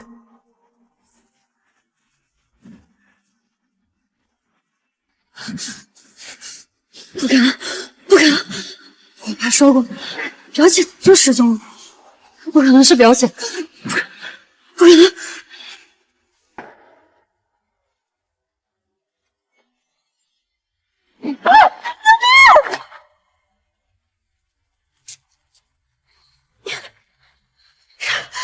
是谁啊？为什么要绑架我？楚清慈，你夺走我的一切，我要你死！我要你死！宋倩倩，没想到你的狗耳朵还挺灵敏嘛。一般都是骂狗鼻子灵敏。你还有心情跟我开玩笑？你是不是以为我不会把你怎么样？你为什么要绑架我？我和你有什么深仇大恨吗？什么深仇大恨？我现在落到这个地步，是拜谁所赐？你自己撒谎被拆穿，和我有什么关系啊？怎么跟你没有关系？如果不是你隐藏身份，我怎么会戳穿？我知道你瞧不起我，可是你知不知道，我妈只是酒店保洁，我爸是季家一个小小的保安。你知不知道，像我这样的家庭，要步入上流社会，要付出多大的代价？你堂堂大厦第一设计师慈青，竟然嫁给赵锦成，蛰伏在这样懦弱无能的男人身边3年，你脑子是不是有病？你既然这么看不上赵锦成，你又为什么要去勾引他？因为我想成为人上人。参见大小姐。我想像楚娇娇那样受人追捧，不管是赵锦成、季荣轩还是张少杰，只要我能攀上一个，我就能从底层爬进上流社会，我就能彻底摆脱身上的穷酸味，从此在青州混得如鱼得水。可他们只是把你当成玩物。你闭嘴！你懂什么？被人当做玩物又怎样？只要能摆脱被欺压的命运，这一切我都能忍受。他楚娇娇不就是比我幸运投了个好拍吗？我哪里不比他强？你凭什么要过被人肆意打骂、被人欺凌的生活？你摆脱苦难的方式就是骗人吗？骗人怎么了？你知道骗人有多难吗？撒一个谎就要靠无数个谎言来圆。你以为这个事情是任何人都能做到的吗？凭什么瞧不起我？为了让我自己光鲜亮丽，我欠了无数张信用卡，一出门就被人追债，眼看着就要成功了，这一切都被你给毁了。你说我能不恨你吗？杀了我，你就能成为人上人了吗？杀人是要被法律制裁的，我又不傻，我当然不杀你。只要季行渊签了这份股权转让书，季荣轩就答应娶我，从此以后我就是季氏的主女。真可悲，在你眼里，人生就只有钱财和权势吗？只有像你这种不缺钱的人，才会满嘴的自由跟梦想啊！像我这样的人，你怎么会了解我心里的痛？你确定季荣轩可信吗？我怎么觉得他在坑你啊？你以为我是你吗？这件事情之后，他就有把柄握在我手上了。从此我的后半生衣食无忧。童冰哥，季行渊，别过来！别过来！你再过来我就杀了他！我不懂，你有什么要求，我都可以满足你。不着急，借此机会，季行渊，我想问你一句：你问。楚娇娇3番5次利用权势压制你，你都抵得住压力，不跟楚青瓷离婚。可你们结婚当天我是在场的，我看得出来，你是被楚青瓷拉去救场的。你们之间明明没有感情基础，在这种场合问这种问题，你觉得合适吗？我只是不明白，我哪里比楚青瓷差？我费尽心思接近你们这些公子哥，而楚青瓷轻而易举就能得到你们的偏爱跟信任。或许我们是同一个世界的人，无关权势和地位。原来你们是彻头彻尾的理想主义呀！没有想到季氏家主季而言，竟然跟个普通人一样，竟然相信这世界上还有无关于权势跟地位的关系。股权转让协议就在那，只要你把你身上所有的股份转让给季荣轩，宋倩倩，我和季行渊只是契约结婚，假夫妻。契约结婚，假夫妻？你绑架我，威胁季行渊签这种合同，你觉得可能吗？这又不是1%，不是10%，而是50%的股份。你也说了，我只是一个泥腿子，你觉得我值这么多钱吗？闭嘴！你住手！看来他对你还是很重要的，对不对？快签啊！快签啊！季行渊，你想清楚了，为了我丢了季氏这份股份，到底值不值得？这贱人，总是你跟我作对。青瓷，你住手！你站住！既然他跟你没有关系，那你就少管闲事。贱人！好，我签。你签？你可想好了，这可是你所有的股份，50%呢。我签。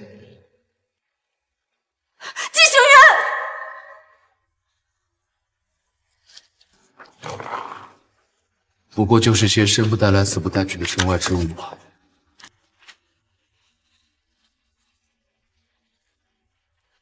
我签完了，可以放他走。放下武器，束手就擒。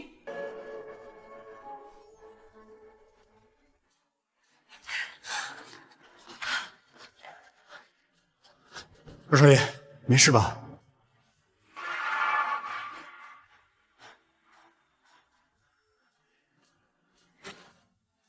没事了，别怕。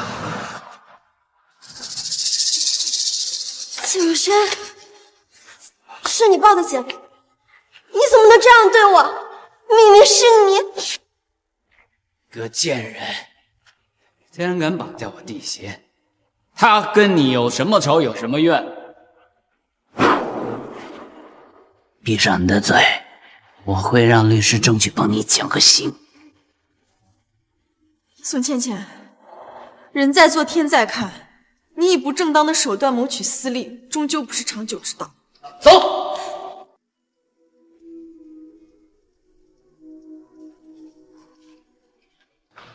送夫人回去。是。季行渊，你名下所有的股份已经尽数转让给我，我才是季氏家主。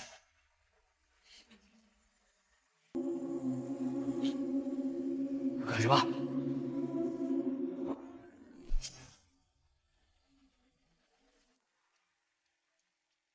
我告诉你，别乱来啊！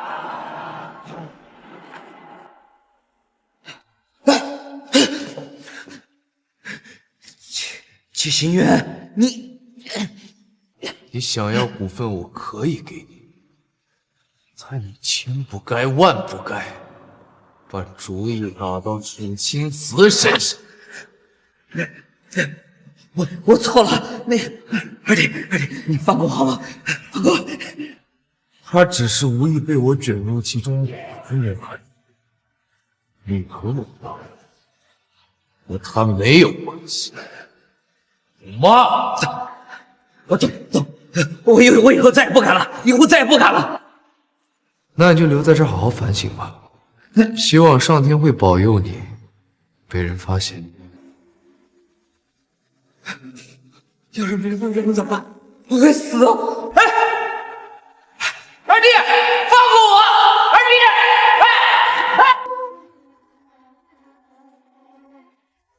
你说你直接开车去餐厅门口等我不就好了？你干嘛非要过来骑电动车？你看这都几点了？第一次去参加你们家家宴就迟到，这也太不好了。现在时间还早嘛，怎么会迟到的？哎，你骑快点，快点！好，你别叨叨了，快点。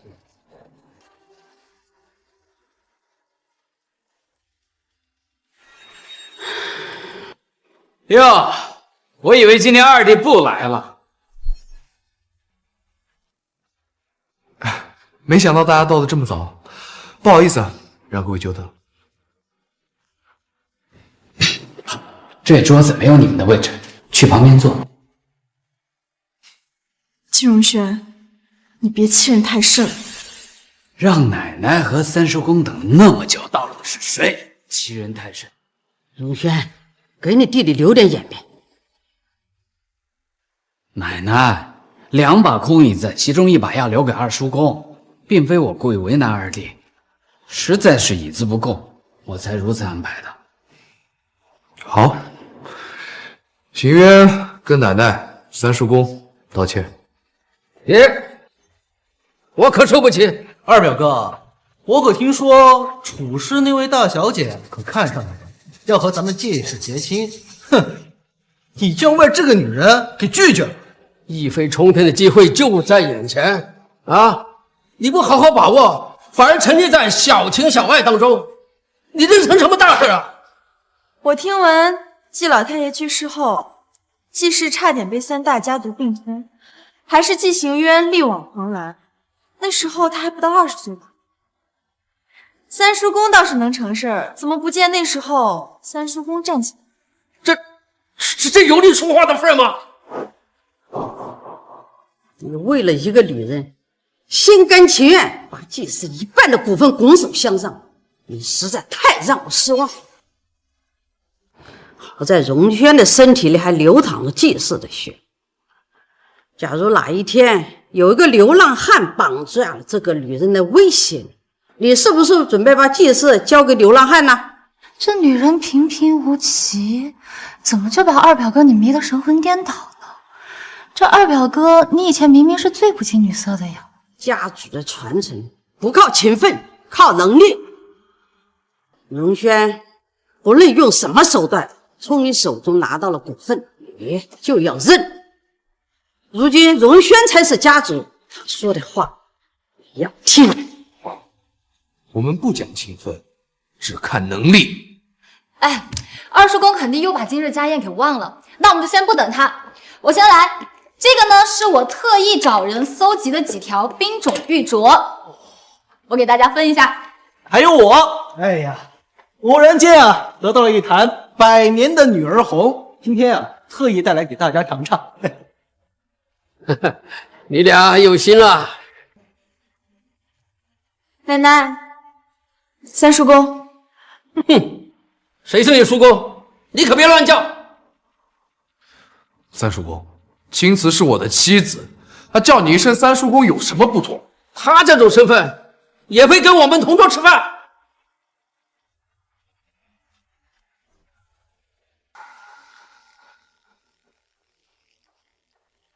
这是我给大家准备的见面礼。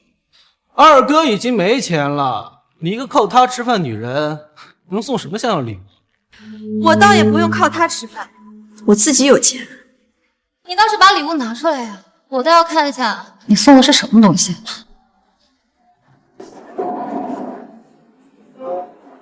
唐三彩，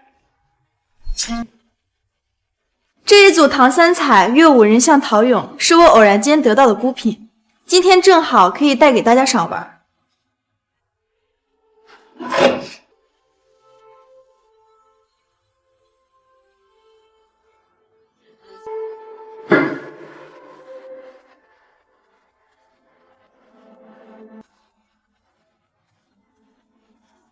这可是唐三彩，一只都很难得，而这里有足足7只，而且是成套的，价值连城啊！你居然还舍得？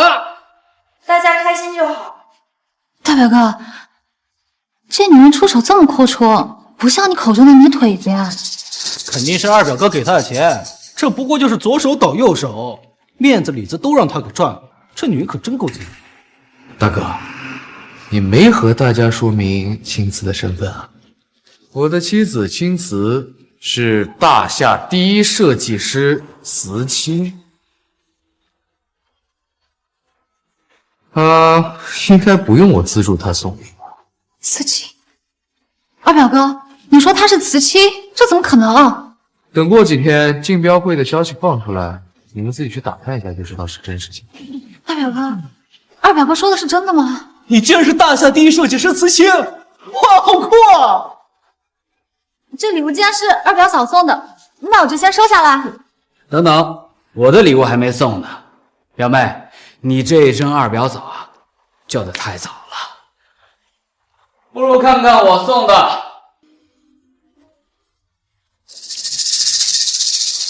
怎么又是一条唐三彩？怎么又是一条唐三彩？你们再决定要谁的。这乐舞人像不是孤品吗？怎么会有2套一模一样的？这肯定有一套是假的。要是二叔公在就好了，他可是古董鉴定专家，这一眼就能看出来哪个是真的，哪个是假的。这还用鉴定吗？啊，大表哥送的肯定是真的，哼，他送给我们的肯定是假的。哼，亏我还叫你二表嫂，竟然敢骗我！我就说你怎么送得起唐三彩这种价值连城的宝物？原来是假的！无知，你们摔碎的才是真品，绝不可！我大表哥如今可是季氏家主，他怎么可能会送假的糖呢？这是什么垃圾都要我手撕！大表哥，这个假的我也帮你摔了。奶奶，青瓷送的不可能是假的唐三彩。奶奶，别让假货脏了您的手。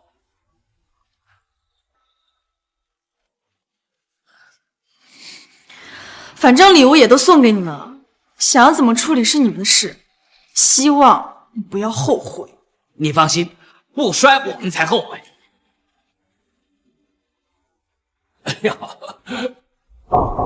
对不起啊，我来晚了。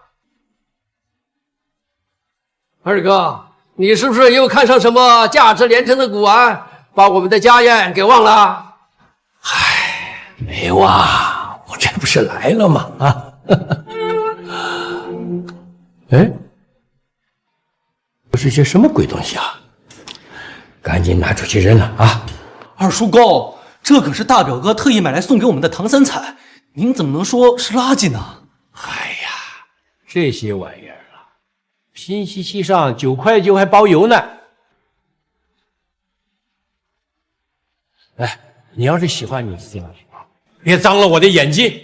二叔公，这些唐三彩是我特意找来的，您再仔细看看。来，您仔细看看。是呀，二叔公，您再仔细瞧一瞧，这可是大表哥送的，怎么可能会是9块9包邮的假货呢？咦，我竟然看走了眼。我又说嘛，这些是我花大价钱买来的，怎么可能是假的，对不对？是呀，二叔公，你吓死我了，我这差点以为我把真的给摔了呢。哎，这个好像是真的啊。二叔公，这个陶俑肯定是假的，别看了，小心脏了您的手。二叔公，那肯定是假的，你赶紧摔了呀！哎呀，我跟你们说，这绝对是真正的唐三彩业务人像。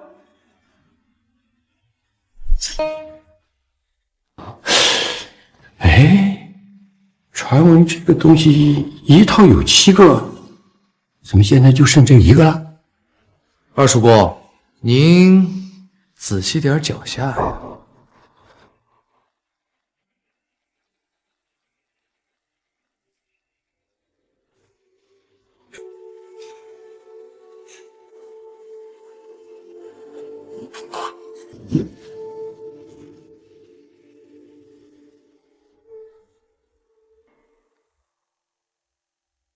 哪个兔崽子这么滔天挑我啊！完整的唐三彩业务人像，那可是价值连城啊！现在摔了以后，就剩下这么1个了。二哥，不是吧？那地上的绝对是假的呀！对，您看，我这个，您看，这些是荣轩送的，这才是真的。这些都是垃圾，我看了一辈子的古董，我还能看走眼吗？你这是在质疑我的眼光是不是？谁摔的？他摔的。二叔公，又不是我一个人摔的，你怎么指导我呀？对了，大表哥还有表妹，他们都摔了，一人摔了2的。这个兔崽子，一个个都是有眼无珠的东西。即使要是交给你，我看呐，早晚都完蛋。二叔公，今日是家宴，咱们先坐下吃饭。吃什么吃？哪有心思吃饭？无价之宝都让你们给摔了，哎，他们一个一个的，就跟没事的人一样，是不是？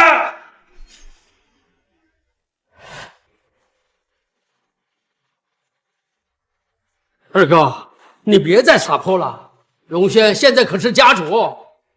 哼，你都辨不出真假，花着公司的血汗钱买了一大堆假货的家主，有什么资格陪我在一起吃饭？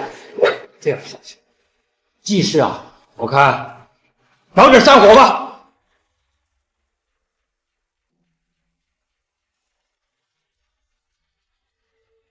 哎，这个就是送给我的吧？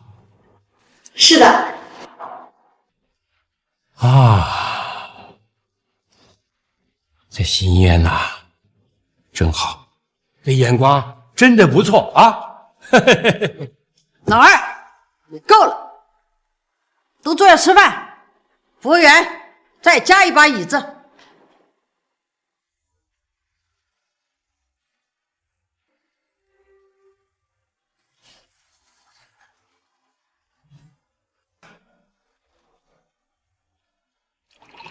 按理说，大夏设计师给我二表哥当妻子，那是绰绰有余。但如今呢，首富千金楚小姐珠玉在前，您的身份啊，可就显得不那么够了。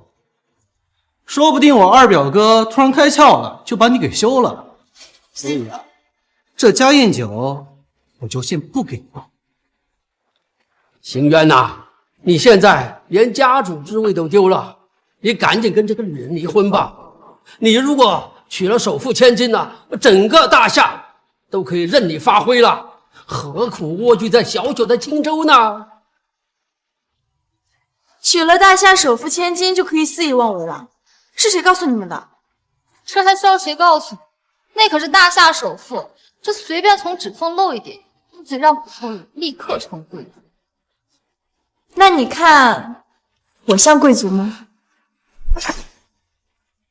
那你看我像贵族吗？你开什么玩笑？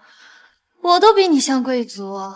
有没有可能，你们认为的贵族只存在于你们的想象中？那些莫须有的等级制度，也是你们虚构的。你太逗了啊！好，你说你是贵族，那今天的家宴你来请吧。金明轩，你也太过分了！这儿的餐厅是会员制，没有他们的 VIP， 就算你有钱，人家也不会收你。看什么看？他不是说他是富家千金吗？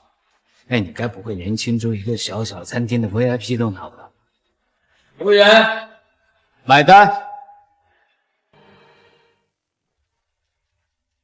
青瓷，别怕，二叔公来替你付钱，我来付吧。我以家主的身份命令你们，谁都不准帮他付钱。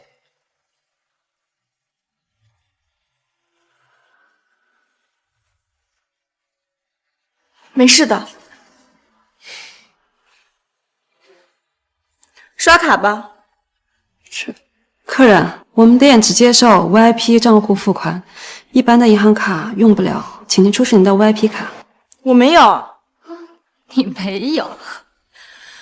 没有你还恬不知耻的说你来付钱？我真是头一次见比我还能装的人。你们只要隶属于北方商会，这张卡就能用。你尽管说。你没看到他的表情吗？别装了。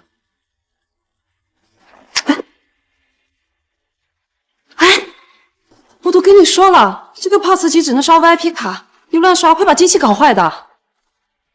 好，饭钱没付成 ，POS 机给人家刷坏了。注意，大夏国唯一至尊 VIP 贵客已到本店。这广播里播的不会是我表嫂吧？怎么可能？哎呀，贵妇，您的到来可真是让本店蓬荜生辉、吉星高照、三生有幸、龙冠当头啊！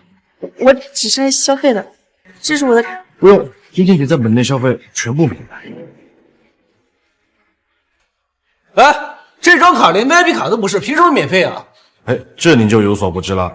VIP 卡可是本店最普通的入门卡，而这张卡是北方商会本店发行的最高级别的至尊卡。所有隶属于北方商会的企业和店铺都免费消费。别免单呀，有人想买单不是？对啊，他的钱我可不付。不就是一顿饭钱吗？我来付，刷卡，买单。先生，你的卡已经被冻结了。怎么可能？季荣轩，你涉嫌经济犯罪，请跟我们走一趟吧。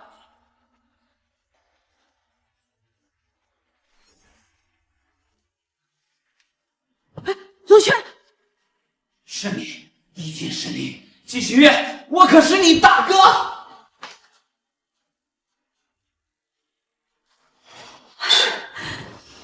奶奶，这可是你说的，不看情面，只看能力。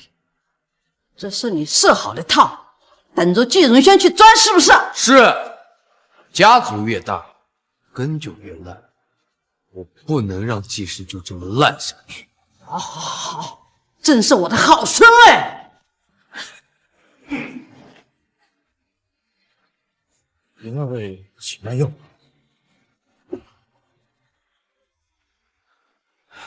青子，季家我已经梳理干净了，以后不会再有人违背我的意思伤害你了。我知道。我想送你离开青州2天，等相亲宴过后，我再把你接回来。为什么？周恒不是已经站在我们这边了吗？我怕大小姐对周恒施压，我不知道她会怎么选择。我们和楚娇娇对峙过。楚娇娇不是真正的富家千金，那位大小姐太过神秘，从头到尾都没有露过面，感觉很不简单，我心里有点忐忑。你放心，我不放心，只有送你离开，我才能放心。或许等相亲宴上你真正见到我的那一刻，才会真的相信我就是那位大小姐。好，我答应你，离开青州。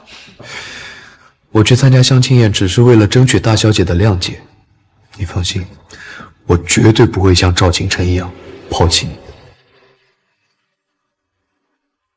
我相信你。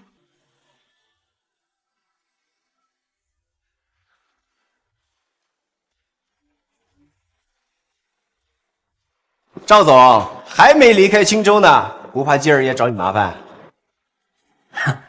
光脚的不怕穿鞋的呗。公司都倒闭了，他还怕什么？哼，笑吧，使劲笑。等我娶了楚小姐，看我到时候怎么报复。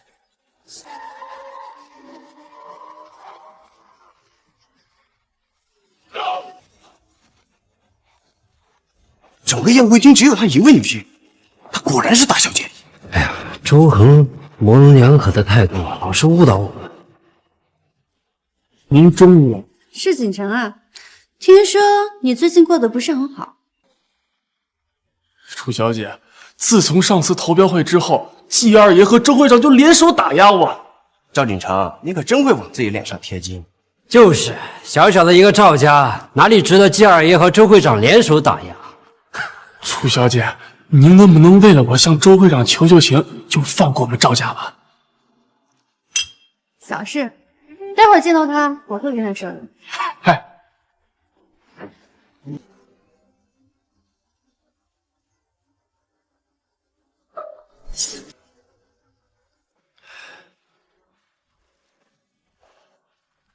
季行渊，你怎么在这儿？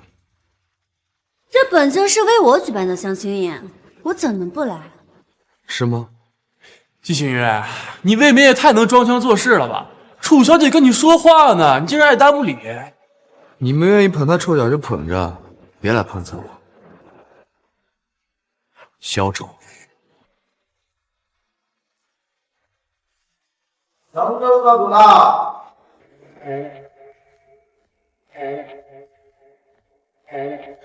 龙舟少主，曾和我表姐是同班同学，要是让他看见我的身份必然会被拆穿。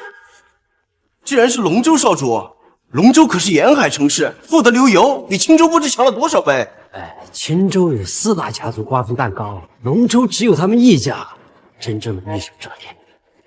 竟然连这种人物都来参加宴会了。楚小姐，听闻您与龙舟少主是同班同学啊？是。大小姐，是大小姐吗？青瓷，你为什么不见我？青瓷？他叫的是新瓷吗？说起来，我竟然不知道我的表姐叫什么。亚家主到。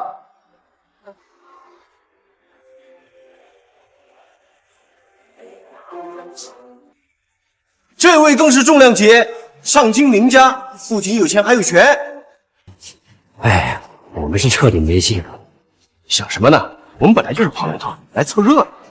不，我还有机会，只要我能获得楚小姐的认可。龙州的，我看你眼神是真不好使啊，没看出来她是假的吗？怎么可能？她是相亲宴上唯一一个女性。我看她背影就能看得出，她并不是青瓷。说吧，你到底是谁？如此畏畏缩缩，还敢装大小姐？竟然是假的！你是什么人？什么？这个女人是假的？竟然不是大小姐！贱人，竟然给骗了我！竟然给骗了我！我从来没有说过我是大小姐，我只说过我是属实千金。太粗俗了！她确实是楚家千金，只不过是楚家旁支整不来的私生女。我说的没错吧，楚娇娇？竟然是私生女，耍了我们这么久。真正的大小姐到底在哪儿？这位才是大小姐，这背影我一眼便认出来了。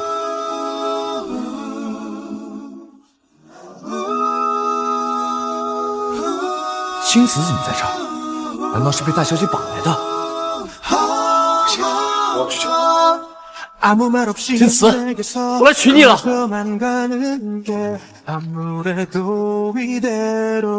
俗不可耐。这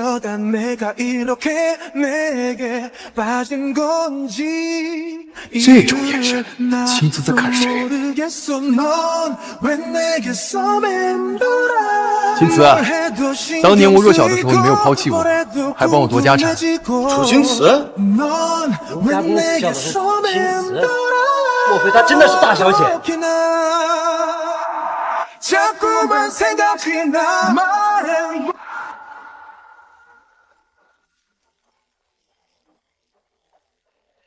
青瓷，这些是博物馆、建筑公司、海外小岛的资产归属，还有这个玉佩，是你当年给我的信物，我一直保存到现在。林公子和大小姐竟然还有一段前缘。青瓷，如今我已经是林家唯一的继承人了，我来娶你了。原来你真的没有骗我，原来你真的是大小姐，是和我有着天渊之别的大小姐。为什么你们都要说要来娶我？我和你们有过约定吗？我记得没有吧？青瓷，对不起，我不想嫁给你们，我有丈夫。青瓷，我后悔了，咱们复婚吧。你不是说你曾经很爱我吗？你也说了，那是曾经。